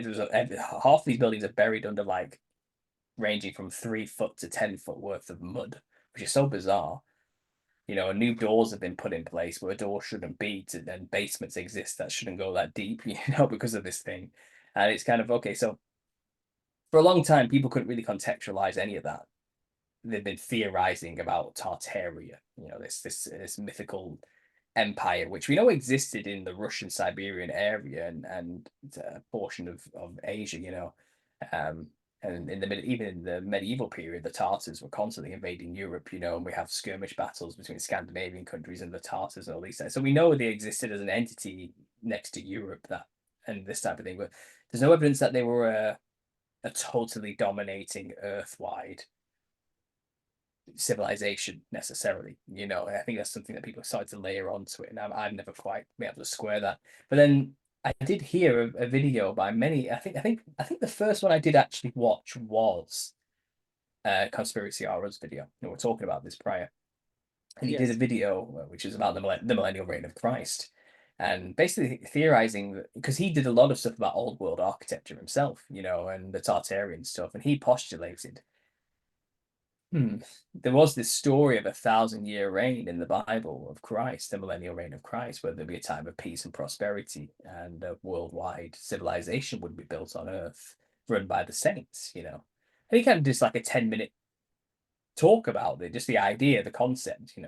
And then another video cropped up by another channel called Exploring Tartaria, and she was obviously a channel exploring Tartarian concepts, and this idea of a mass civilization that encompassed the whole earth with advanced technology. And she clearly had a Catholic background or was getting into Catholic iconography, and she had made this connection of this clear story of a time where the saints are resurrected when Christ returns, and they rule with him for 1,000 years. And then we look at all the iconography all over these churches, which are beautiful Gothic cathedrals in a Tartarian architectural style, with such complex resonant frequency things and sacred geometry built into them, far beyond the capabilities of what the people at the time were supposed to believe were able to build, in terms of design and structure and consistency. It's just saying, well, if you look at the paintings all over these things, it's full of saints who are alive and resurrected and walking around with people, you know what I mean? And with halos around them with perfected light bodies. And the artworks that were created are so detailed and intense that it's kind of like, where did the humans find the abilities to do all of this? It's like leaps and bounds from what they were able to do prior and all these type of things. And she speculated again, has the millennial kingdom of Christ already happened? And was that the Tartarian Empire, as people have been trying to say, And I heard all this stuff in like 2020 or something like that, 4 years ago, and when I wasn't making videos, because I had to take 5 years off from 2018 to 2023 because my workplace didn't want me to have a conspiracy channel and be a manager, and I couldn't have both apparently. But I don't work there anymore, which is why I'm back, and I'm a free agent now and self-employed and an author and everything. But during my time where I wasn't making content, I was watching all this stuff and I was like, oh no, this makes sense. This actually makes sense of a lot. And I've been studying the conspiracy, through the clown thing and biblical history, and so I knew a thing or two, and this was clicking things in place, and that had no business being clicked in place. You know what I mean? It's kind of trying to understand why there's a conspiracy, and I'm like, yeah, sure, the spiritual rebellion stuff all makes sense as well, but why do we have secret societies today and all this sort of stuff? And it's to hide this thing that happened, Christ's victory over us, over the demons. It's like there's always been a mark of the beast around the corner. And I've been trying to decode the symbols and signs in all the media to try and figure out what that's going to be. Is it going to be the RFID chip? Is it going to be the black goo? Is it going to be, I don't know, wireless technology or something like that? Is it literally going to be a chip in the hand or the forehead? Like, what's it going to be? Is it going to be a cashless society? Is that the mark of the beast? And I've always been looking for tribulation signs, you know what I mean? The signs of the coming of his return. And is there going to be a rapture? Isn't there not going to be a rapture? What's going on here? Are these signs we're seeing in the Middle East right now the sign of the birth pangs? So what's coming next? Are the vials about to be poured out and the wrath of God? I've been there with everybody else for like over a decade, trying to decode the signs and symbols everywhere to try and get the predictive programming for what they're going to do next. And all of it's pointing towards Christ is about to return. We're living through tribulation. The Antichrist is going to. How many Antichrists have there been? And it's like, how many candidates have we had for the coming Antichrist? And they always seem to drop stupid hints every now and then that make us think he has to be the Antichrist. Like, for example, Barack Obama, the car he drives is called the Beast. Okay. And, the Antichrist rides the beast. And it's not subtle, is it? It's a bit on the nose, right? And I've always felt off about all of it. It's kind of like if they're trying to hide this, they're not doing a very good job. Okay. It's almost like they want us to believe Christ is about to return and we are living through tribulation. It's always felt like that. You know what I mean? Like, oops, I've dropped this top secret file revealing all the stuff about the secrets. Like, oh, it's too bad the whole internet's found this. Oh no, what are we going to do now? It's kind of like they want people to know that they exist. They want people to think it's the end times. It seems like every form of media is encoded with codes trying to tell the public, oh yeah, Jesus is about to return. The end times are right around the corner. It's about to happen. It's about any minute now. It's going to happen. You're going to get raptured. You know what I mean? It's all going to go down. And did you see the red heifers? Did you see all that? It's happening, guys. It's going to happen. Jesus is coming. And it feels like they want us to believe that. They're not Yes. really trying to hide it. You know what I mean? And again, in 2023, in October, a year ago, just shy of a year ago, I decided to make a video and talking about this theory, because what I do, I talk about all conspiracy theories on my channel. I have a Remember series dedicated to all the things you've probably forgotten that were a thing once in the conspiracy world, But I did a video about this and saying, so there's this theory knocking about, and I basically listed everything, all the evidences we had to back up this idea that Christ had already come. Like the biblical immediacy in his language in the Bible, in the Gospels, these things which must shortly come to pass. This generation will not pass away until these things come to pass. Surely I tell you right now, some of you standing here will see the coming of the Son of Man in the glory of his kingdom. You know what I mean? Just in Revelation, do not seal up the words in this scroll. Tell them because things are about to go down now. Revelation was pretty immediate in its language at the beginning. This is about to come to pass now. Revelation is about to happen now. That's supposedly 2,000 years ago. Okay. Not it's going to happen to a generation 2,000 years in the future. You better get this message out now so those people 2,000 years from now get it. You know what I mean? That's not what was going on. And you compare that to Daniel's prophecies where he was told, seal up the message in this scroll because it's for a future generation 400, 500 years from now. It's that's contrasting the language in Revelation where it's telling John, do not seal up this message, get it out right now because the time is at hand. You know what I mean? It's that seems like pretty immediate language to me. And we've always been told, it's talking about us now, some obscure age 2,000 years later. It's like, no, I don't think Jesus was saying that. I don't think that's what he was talking about at all. I think he was telling the truth when he told those people, those who pierced me will see me come back. It's pretty soon. That's pretty damn soon. And it's okay, so maybe we need to start understanding the Bible from this correct context. Who is he actually talking to? and we should take him at his word to who he's talking to in context of the time he's actually in. Okay, not layering on top of that our own assumptions about, well, he's speaking metaphorically in apocalyptic language about generation that goes on forever. 1,000 years isn't really 1,000 years, it's an indefinite amount of time for an eternity, you know what I mean? The kingdom's already here now spiritually, and we're always bringing the kingdom into the world. It's kind of, these convoluted explanations, these spiritual explanations, these hyper spiritualized, the thing that takes the raw realism away from it and puts it into the realm of philosophy rather than reality. I find is a lot of what most of the denominations who even talk about this concept, which has been labeled preterism. They philosophize it. They take it away from physicality and what it seems to be from the conspiratorial interpretation of these old theological concepts now is that no, Christ quite literally, physically reigned on earth as a king, walking and talking king on earth for 1,000 years with physically resurrected saints going from nation to nation and building it up, ruling over the people, with an iron rod. Not everybody got in line, and people who didn't get in line suffered droughts and all sorts of things. You look into these books and these tales of what it's like, and it's 1,000 years of peace, but a tumultuous one that ended when Christ left, basically. People had no choice but to get along because literally the Son of God is walking around. Okay. But Christ knew, it seems, and we theorize about what this means. Well, it says in Revelation, those who take part in the first resurrection get to reign with Christ for 1,000 years. But when the 1,000 years are over, so it's not an eternal amount of time, it ends, okay, the rest of the dead are resurrected. What does that mean? Who are the rest of the dead? Is that everybody who existed before Christ? Why do they get to be resurrected?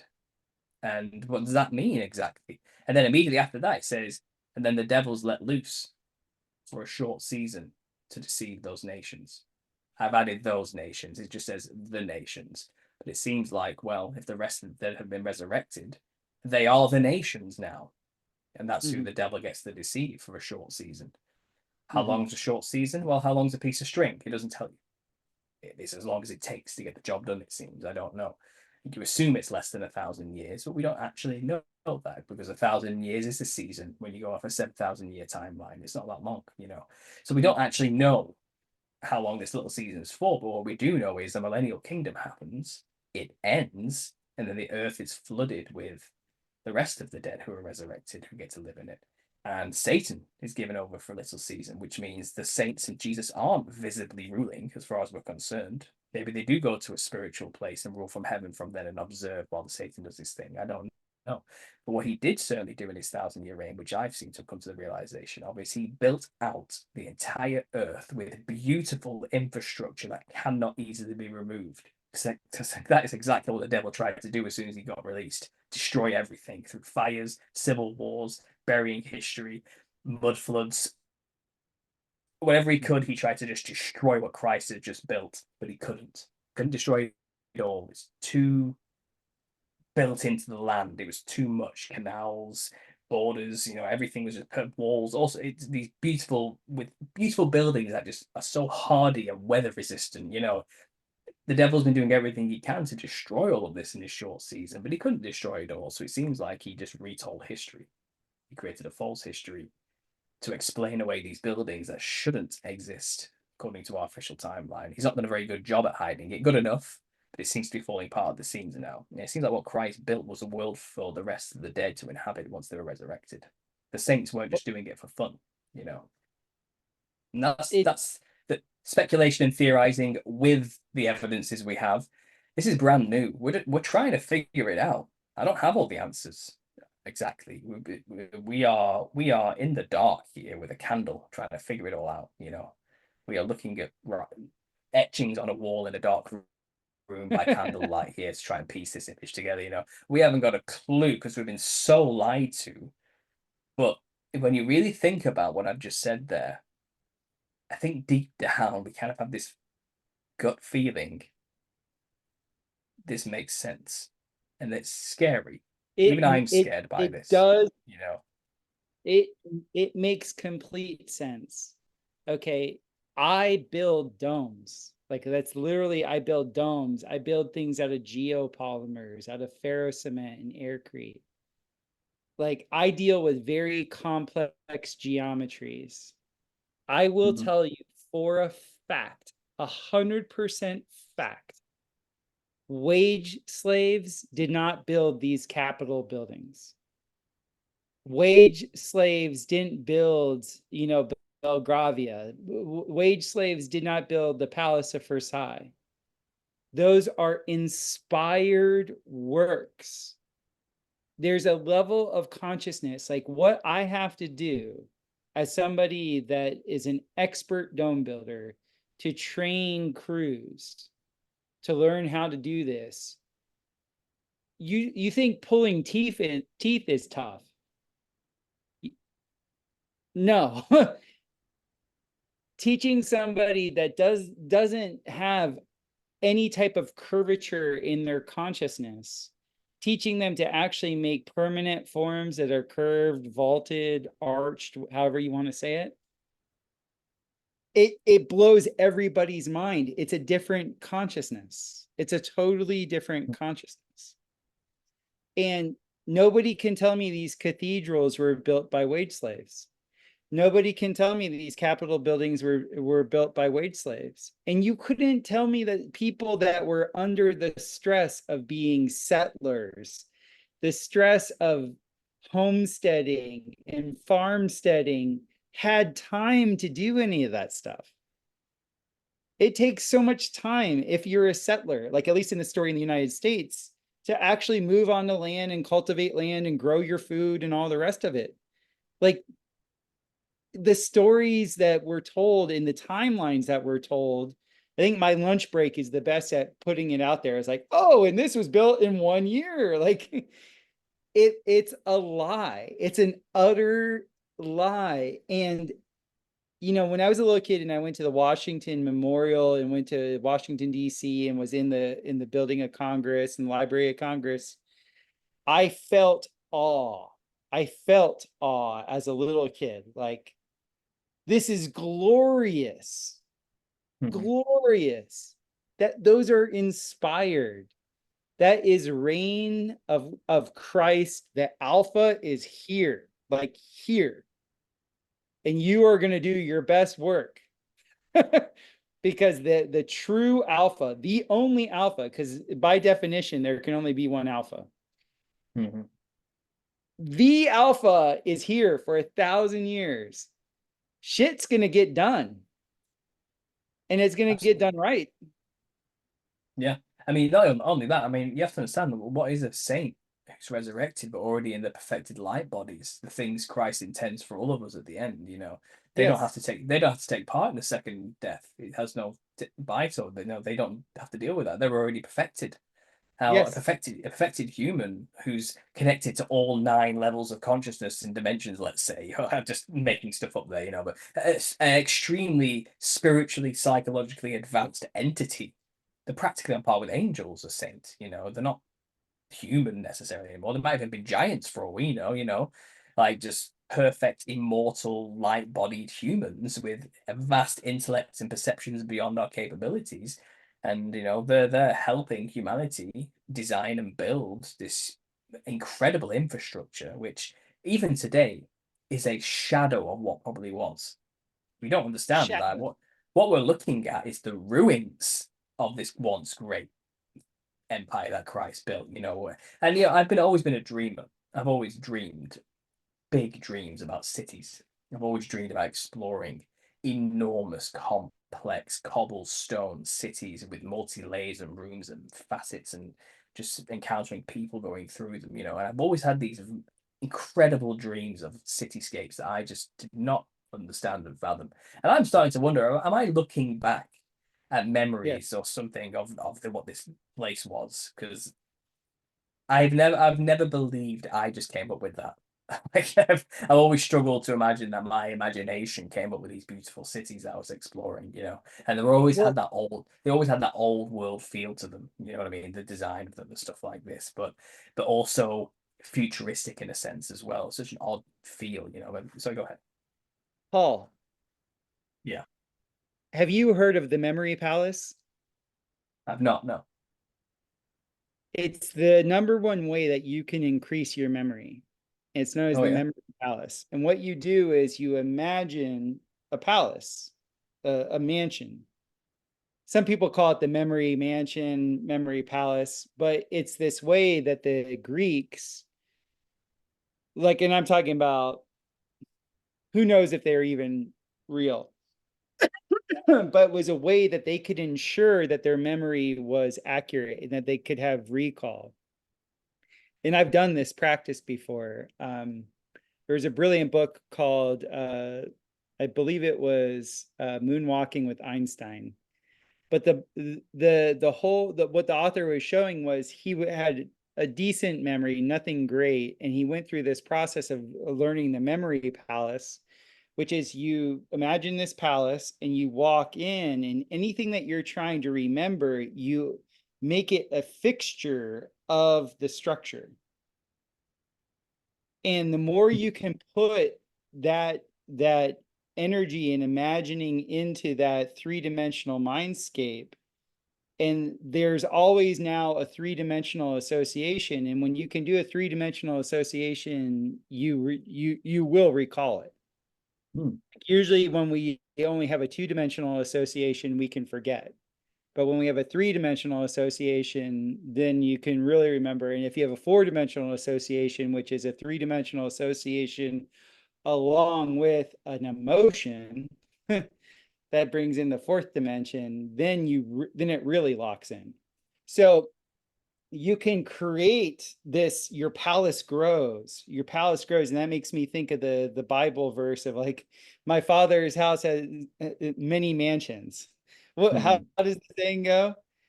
And it's just like, that is, you were having that memory of that time. It's because it's obvious that you're a conduit to be able to teach people the truth of the matter. Like, and it is Maybe. futuristic. Maybe. I mean, I don't know. Again, all I know is I've always dreamt of these cityscapes, you know, and I always remember those dreams because it's Yeah. beautiful. What am I looking at?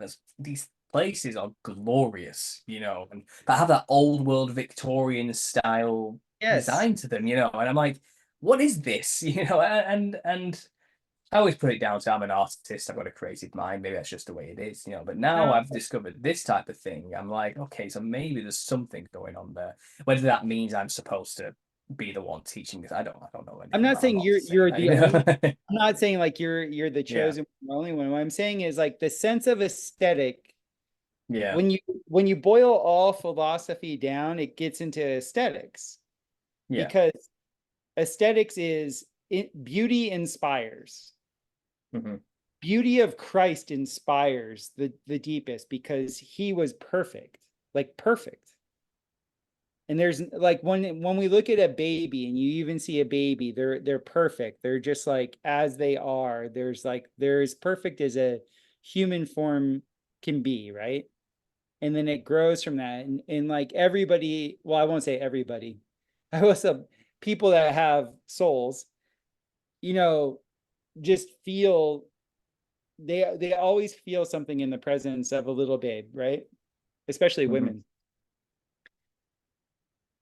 Jesus Christ, that energetic perfection, that pure, just I am the truth. Boom. It's over. It's done. There is such beauty in that. There's a completion, there's a period at the end of the sentence, you know? That's one of the things with all the Eastern thought stuff, is that there's never a completion. It's just this endless, rigmarole of BS, you know? Everything is compounding everything else, and it's just like, no, no, no, no, no, no. No. There's a purpose, there's this existence is purpose driven. God has a purpose for us. And Yeah. so Sorry, go on. It's okay. Let you finish. and in that purpose, the structures reflected that. Hmm. Like I know how to make geopolymers, right? geopolymers are what everybody talks about that a lot of these old world structures are made out of. Yeah. Nobody can afford a geopolymer. No. You know, to put a 2 millimeter, 20 millimeters, less than an inch covering of geopolymer on a structure is more than all of the concrete that the structure would need. So That's incredible. it's so many levels of like, okay, they had the know-how, they had the time, they had they had the vision, planning these things, and they did it perfectly. Like everybody who built back then built great. Like it was all great. No failures. Like this was inspired, man. This, I'm telling you, this millennial reign of Christ description is the only thing that makes sense to me now. Yeah, well, unfortunately, a lot of people who are hearing this for the first time, primarily Christians, who maybe were raised Christian, maybe I think I'm more open to these ideas more readily because obviously I wasn't raised in the church necessarily, so I don't really have any preconceived notions of how things ought to be according to, the church type of thing. But a lot of people struggle when hearing this to accept that Christ would build buildings or allow that to be a thing. Christ has no interest and God has no interest in idols or representations of people or statues and pillars and stuff like that or buildings. His kingdom's not of this world, as he said himself. And I would say, yeah, no, his kingdom is not of this world. His kingdom is a heavenly kingdom. That's where he comes from, and he will reign in heaven for eternity, and his kingdom is eternal. I agree. But at the same time, we're people and we do need buildings. We need roofs above our heads and comforts. And we do like to make things like statues and be creative and artistic, just as God created us to be in his image. He is the first artist. So I don't think there's anything wrong necessarily with buildings being created during a time when Christ is ruling. What's he supposed to do? Just rule for 1,000 years and we live out in the open, in the elements with nothing? You know what I mean? I think if we are going to live with Christ for 1,000 years, then in a time of relative peace, we're going to do what we always do, and that's get creative. And we would build things that are beautiful. Mm-hmm. We would build out infrastructure that would last for generations for our future progeny because we have children. We think about those type of things. We would seek the highest order of beauty in everything we do. We would seek the highest form of knowledge in everything we research and endeavor. We would learn to the maximum capacity everything that we learn. We would take that time unencumbered by the pressures of debt, money, sleep and work and all these type of things that hold us back normally, and aging and death and misery and sickness, which wouldn't have existed during 1,000 years because from what I can tell, a lot of these buildings have frequency healing mechanisms built into them. You know what I mean? We don't really even know the true purpose of half of these buildings that are laying around. People say, why would he build buildings? Just so people can live lavish lifestyles. So actually, no, these buildings seem to serve a huge function outside of just simply walking around in them. They're like diodes on a circuit board. They harness and move energy in ways we just can't comprehend. They are built to perfectly manifest certain outcomes. They are machines, not buildings. These things are not what they seem to be on the surface or what we have repurposed them to be in the modern day. Cathedrals may have never originally have meant to be a place where you go and worship or considered a church. They could have quite simply have just been energy harvesting frequency centers like a cathode. You know what I mean? These things are not what we think they are. We are living in the husks of these old world structures. And what their true purpose is far beyond our understanding when we think about it from our primitive perspective now, because that's what we are compared to the people that built these things. Truly, we're primitive. Yes. We're brutal. And like you said, just a simple fact that what these things are made of, like geopolymer, we can't even like afford. Our systems don't even allow us to make it because, and I'm pretty sure we only rediscovered Roman concrete not that long ago, right? As we call it, this geopolymer. It's kind of, it all just makes sense. I don't know how many times I can kind of repeat the point. There's multiple evidences, and people say, biblically, where's the evidence? So the Bible, there's plenty of evidence that Christ meant what he said. All the cities which he said would have judgment brought upon them and would be destroyed are destroyed and have had judgment brought upon them. you know, Mhm. and we're not still waiting for that to happen. These things, which he said would happen around the time of his coming, you know. So biblically speaking, it makes sense. Prophetically speaking, in Revelation, it fits, and we have room for it to be a possibility. And just looking with our own eyes at the world around us, it's a narrative that can make sense of a lot of the things which don't seem to make sense on the surface, like these glorious buildings everywhere, you know, which Mhm. share an architectural style, albeit with culturally different aesthetics, but fundamentally they all serve the same purpose, you know, and that's on every continent, everywhere, in places they have no business being, you know, Can, in countries can, which are supposed to be incredibly poor, you know. can They're can I everywhere, just like can I pyramids are everywhere. Go ahead. can I Yeah. share an anecdote with you? Mm, please. When I lived in Costa Rica, when I first started living there, I think I did a border run to Nicaragua. I guess this was like 2008. And because every 3 months you had to renew your visa, so you had to leave the country for 3 days. And so Mm, my partner and she and I went down to Nicaragua, or I guess up north to Nicaragua, and we went all the way to Managua, which was the capital. And Nicaragua is third world, yeah. especially in 2008. There's certain aspects of the geography there that are stunning, but you're dealing with very poor, very despondent populace. And we get to Managua and we end up staying in the capital.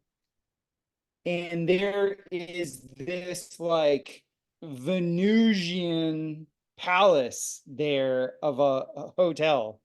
I think we spent like $30 a night there, and like Mm, all the wrought iron on that was like, essentially lining all of the staircases and the railways on the balconies, and everything was perfect.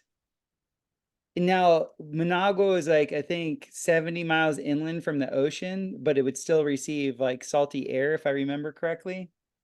mm, Nothing was dilapidated. It's the tropics, so there's lots of water stains on things like that. You could see that.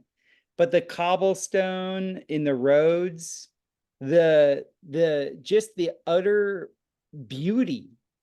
And the story that they give is, oh yeah, the Spanish conquistadors came in here and did X, Y, and Z.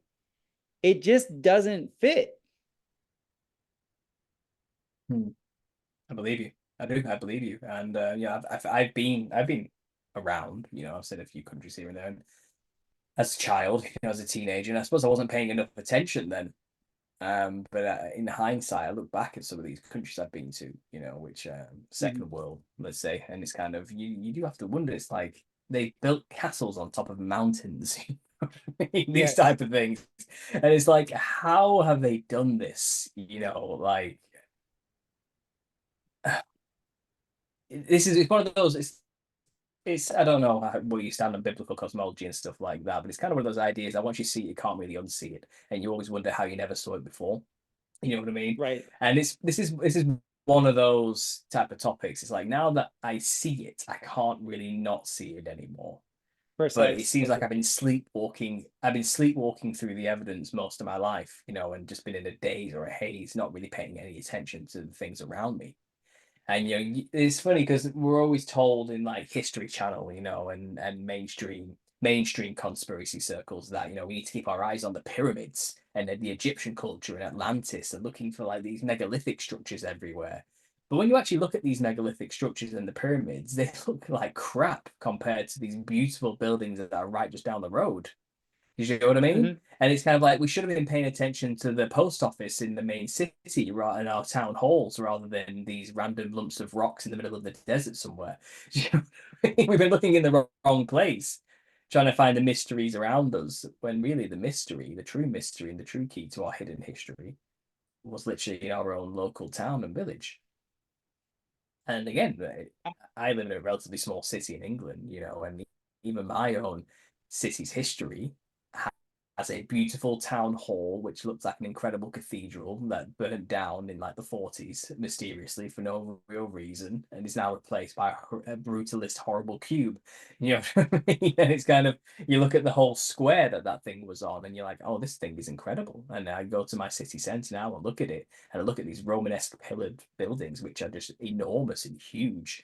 And with this particular style, you call Tartarian, but really is clearly just a testament to beauty and form and structure and geometry. And it's kind of like this. I've grew up around this my entire life, and I never really appreciated it or truly actually saw it until recently. You know, Mhm.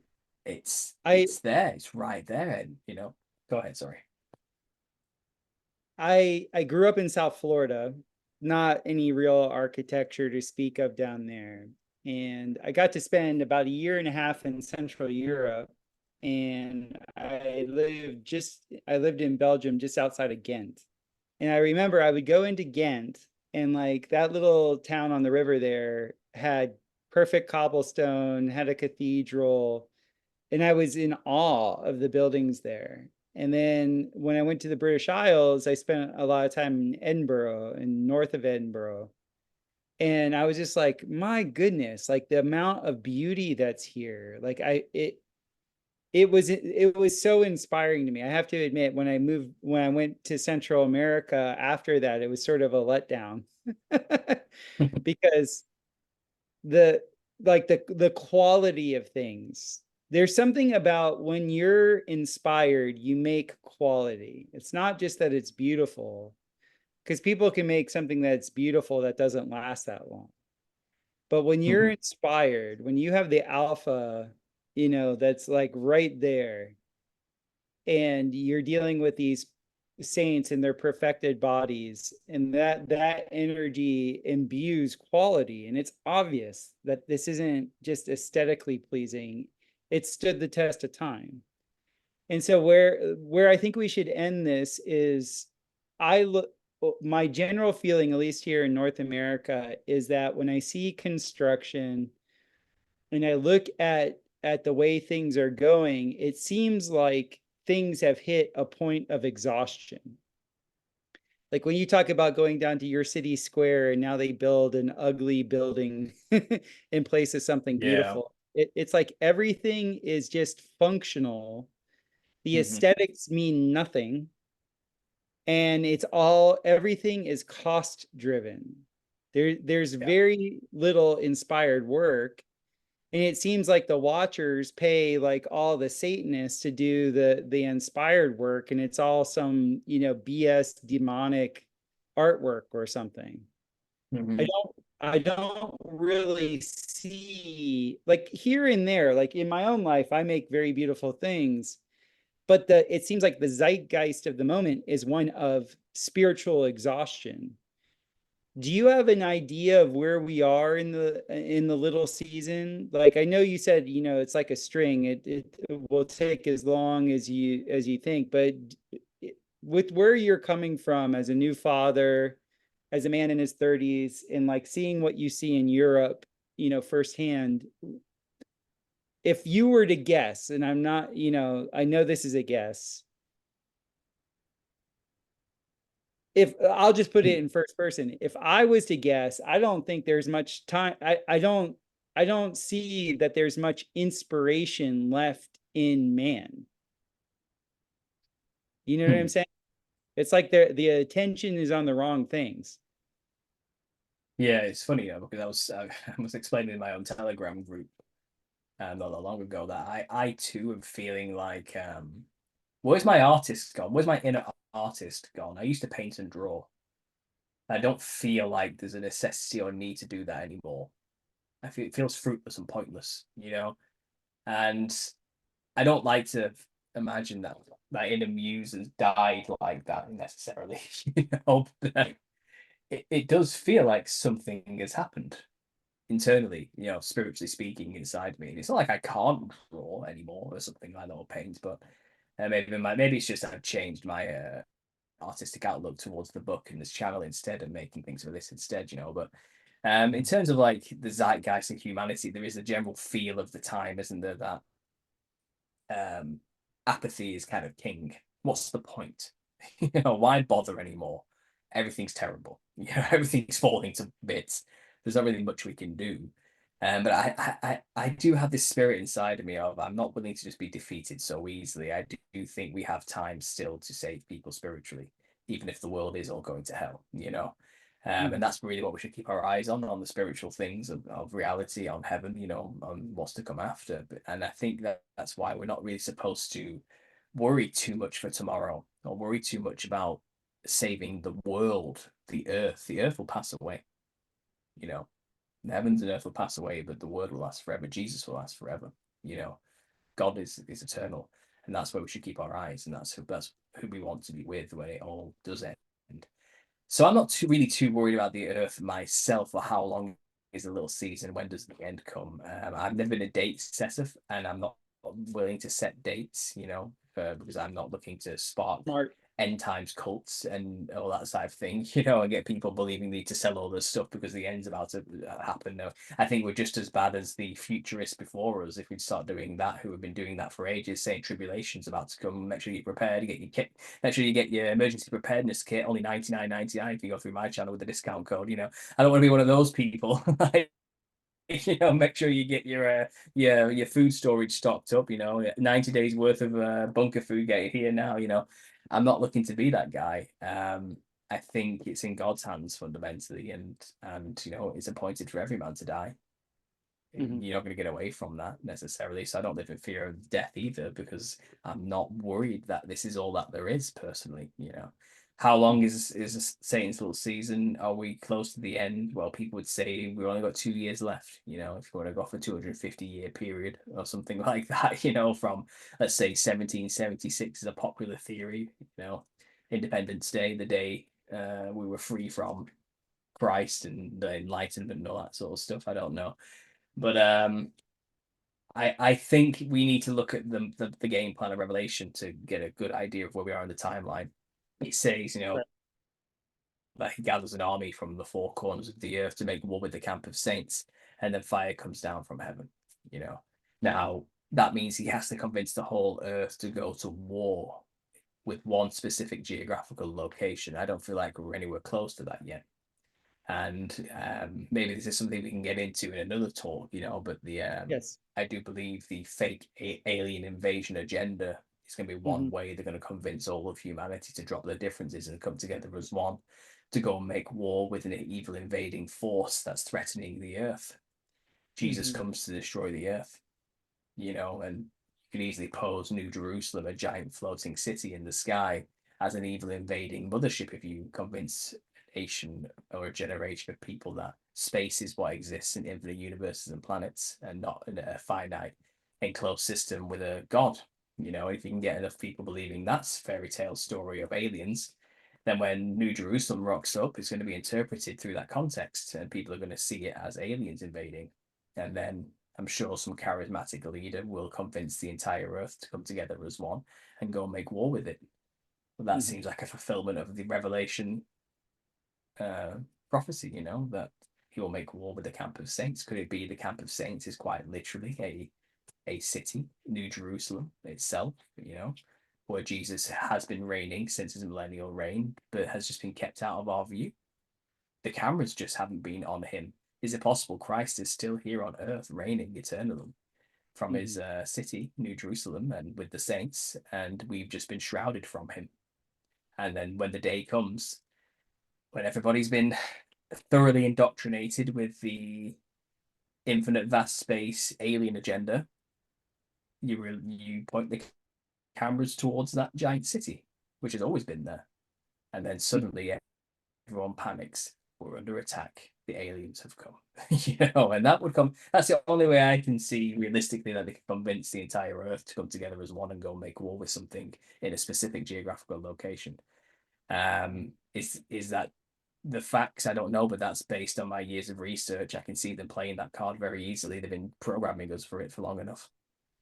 Yeah. And again, in new context of the millennial kingdom angle, the alien invasion agenda suddenly makes a lot more sense. you It know, does. the Project Bluebeam stuff, and they'll put on a show. There'll be probably good aliens, which are the fallen angels, to come help us fight against the bad aliens who have come to destroy the earth, which will be Jesus and his angels and the camp and the saints, and then they'll make it out to be, oh look, the mothership is attacking us, and then they release their own UFOs that they've been building in underground bunkers and attack cities with them or something, and then they'll say the mothership sent those to kill us all, but really it was just a false flag. I can see all that going down. I can see them playing that game on us all. Yeah. So when that stuff starts happening, then I would say we're near the end. That's Mhm. what I would say. But I feel like we're a long way off. Yeah, I think like he's got a lot of work to do on us first before we're fully convinced of that. And maybe for as long as people like me or you are kicking about who know the truth, it's as long as that's not possible. That's how I long a little season goes on for. For as long as if we push back, we could, for all we know, stop it. When I maybe we can really bring heaven on earth. I cannot understand people that would look at having the millennial reign of Christ already happening as a bad thing.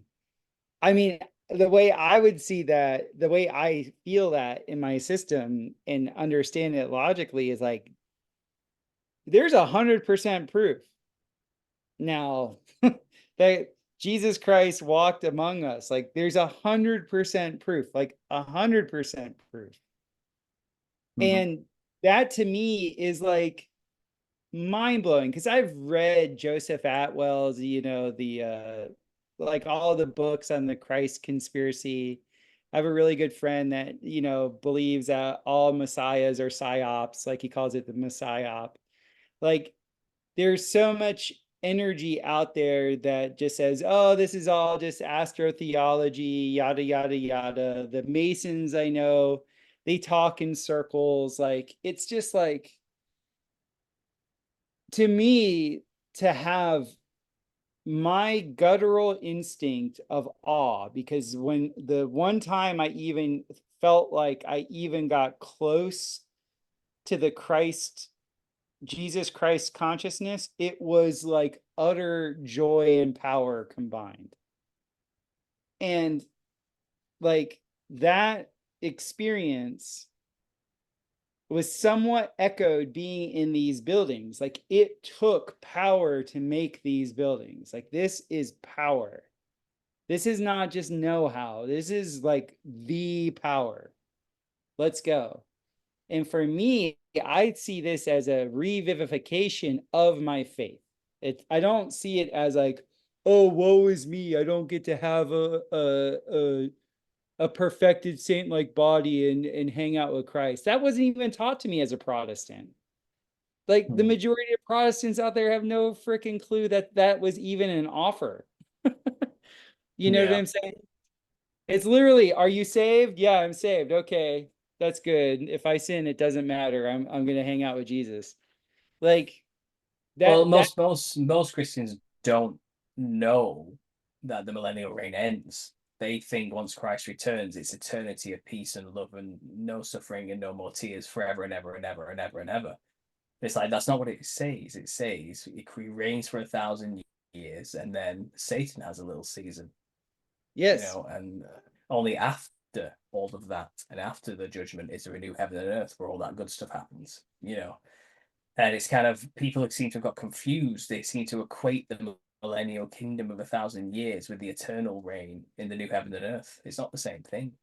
They're two separate No. events. And the millennial reign on earth comes first, and then there's the eternal kingdom that goes on forever with no more tears in perfected light bodies and everything's perfect. That only comes after all of this. And in terms of our timeline, we're clearly not on the new heaven and earth. And that's the Mhm. argument people say. The millennial reign can't have happened because there's still death, pain, and suffering. We're not on the new heaven and earth. I'm saying, and no one's saying we're on the new heaven and earth. All I'm pointing out is in the book of Revelation, which explains our timeline of history, is that there's a physical reign for 1,000 years and then it ends, and then Satan's released for a short season. We could be the people living in that short season. That's Yeah. in no way. And somebody has to live during that time, and it could be us. Just think about life through that Do you lens, and smack just them with your Bible? Do you smack them with your Bible when they ask you that question? Like, know your Bible. Not really. No, I'm not that type. I just point them to the verse and say, look, we could be here. I'm coming at it with humility here. 'Cause I'm not saying I have all the answers. I don't have all the answers. I really don't. But I think if you're a Christian who hasn't considered thoroughly the scope of the conspiracy as well that we're dealing with, this might not make any sense. You've got no way of really contextualizing it. It just sounds like convoluted nonsense. But the Bible is wonderful and it gives us all the truth we need, yes. But you can Yeah. also look at the world around us and other sources and see that a lot of the world around us corroborates with what the Bible teaches. We can see evidences outside of the Bible that also back up this theory, like the many things we've mentioned throughout this podcast, the geopolitical being one. It's kind of people need to start doing that and realizing that you're not going to find books have probably been hidden from us.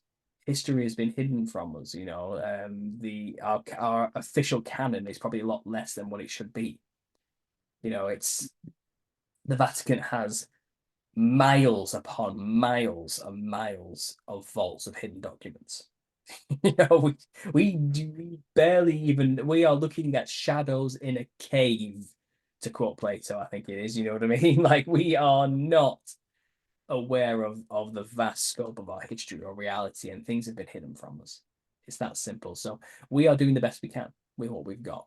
And fundamentally, I've always said this is not a salvation issue. Put your faith in Jesus Christ and you will be saved. Yes. Nothing changed.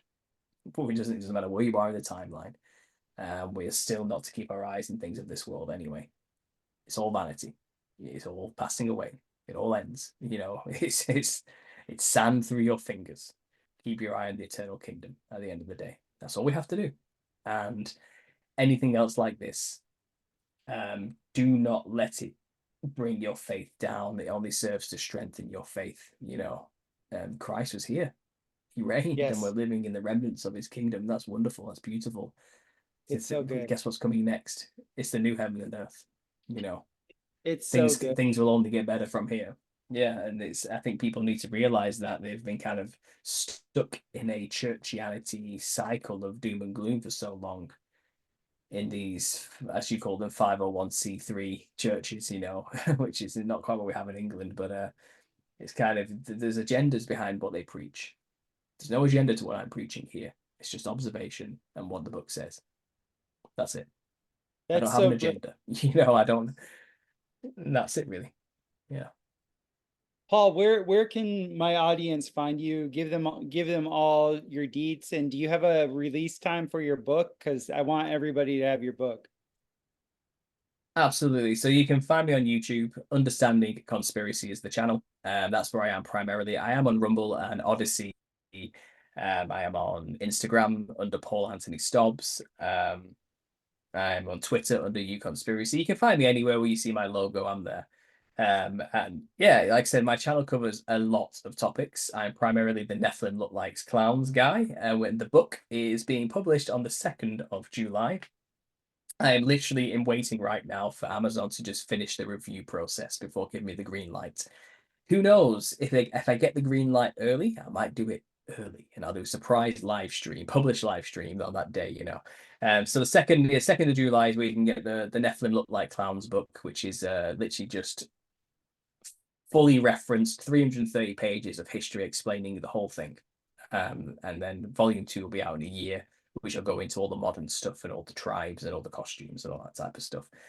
So yeah, you can get the book on Amazon. It'll be on Kindle, and you can get it through Amazon Publishing. You can just type in the Nephilim Look Like Clowns, and my book will come up on Amazon, and you can buy it there as well. So that's it, guys. YouTube, and the book will be out on Amazon. This has been any way that I can help you with what you're doing. Let me know. I see you as a brother in Christ, and man, I'm so, my heart is so full of joy with this topic, and yeah, just any way that we can collaborate, that you find necessary to help you, I'm here for you. Thank you. Yeah, thanks. I appreciate that. Yeah, like I said, when the book's actually published in a month or two time, we can we'll do another round, shall we? And we'll do this again, and we'll get even deeper and talk about this even more. I know the topic. I know what it sounds like. I know what both of these topics sound like. The Nephilim look like clowns sounds insane on the surface, but when you actually look at the work that's done in the history, you realize I'm very serious, and it's actually not a laughing matter. Clowns are no joke, and the same with this millennial reign topic, which I've become well known for talking about as well. On the surface, I know it sounds stupid, but when you actually sincerely look into this, it's scarily real. It's real, it's more real than I think we realized, and have no fear. At the end of the day, like I said at the end of this, what's coming next is far better than the Earth that's currently corrupted and still infested with demons and the rest. You know what I mean? So I have hope in that as well. And like I said, I'm still learning, guys, with this other topic, and more and more people are along for the journey, it seems. So yeah, we'll definitely talk about this again. Absolutely. Awesome, Paul. Well, you have a great evening. Cool down, and we'll talk soon. Absolutely. Thank you very much, Chris. I'll speak to you soon. God bless. God bless.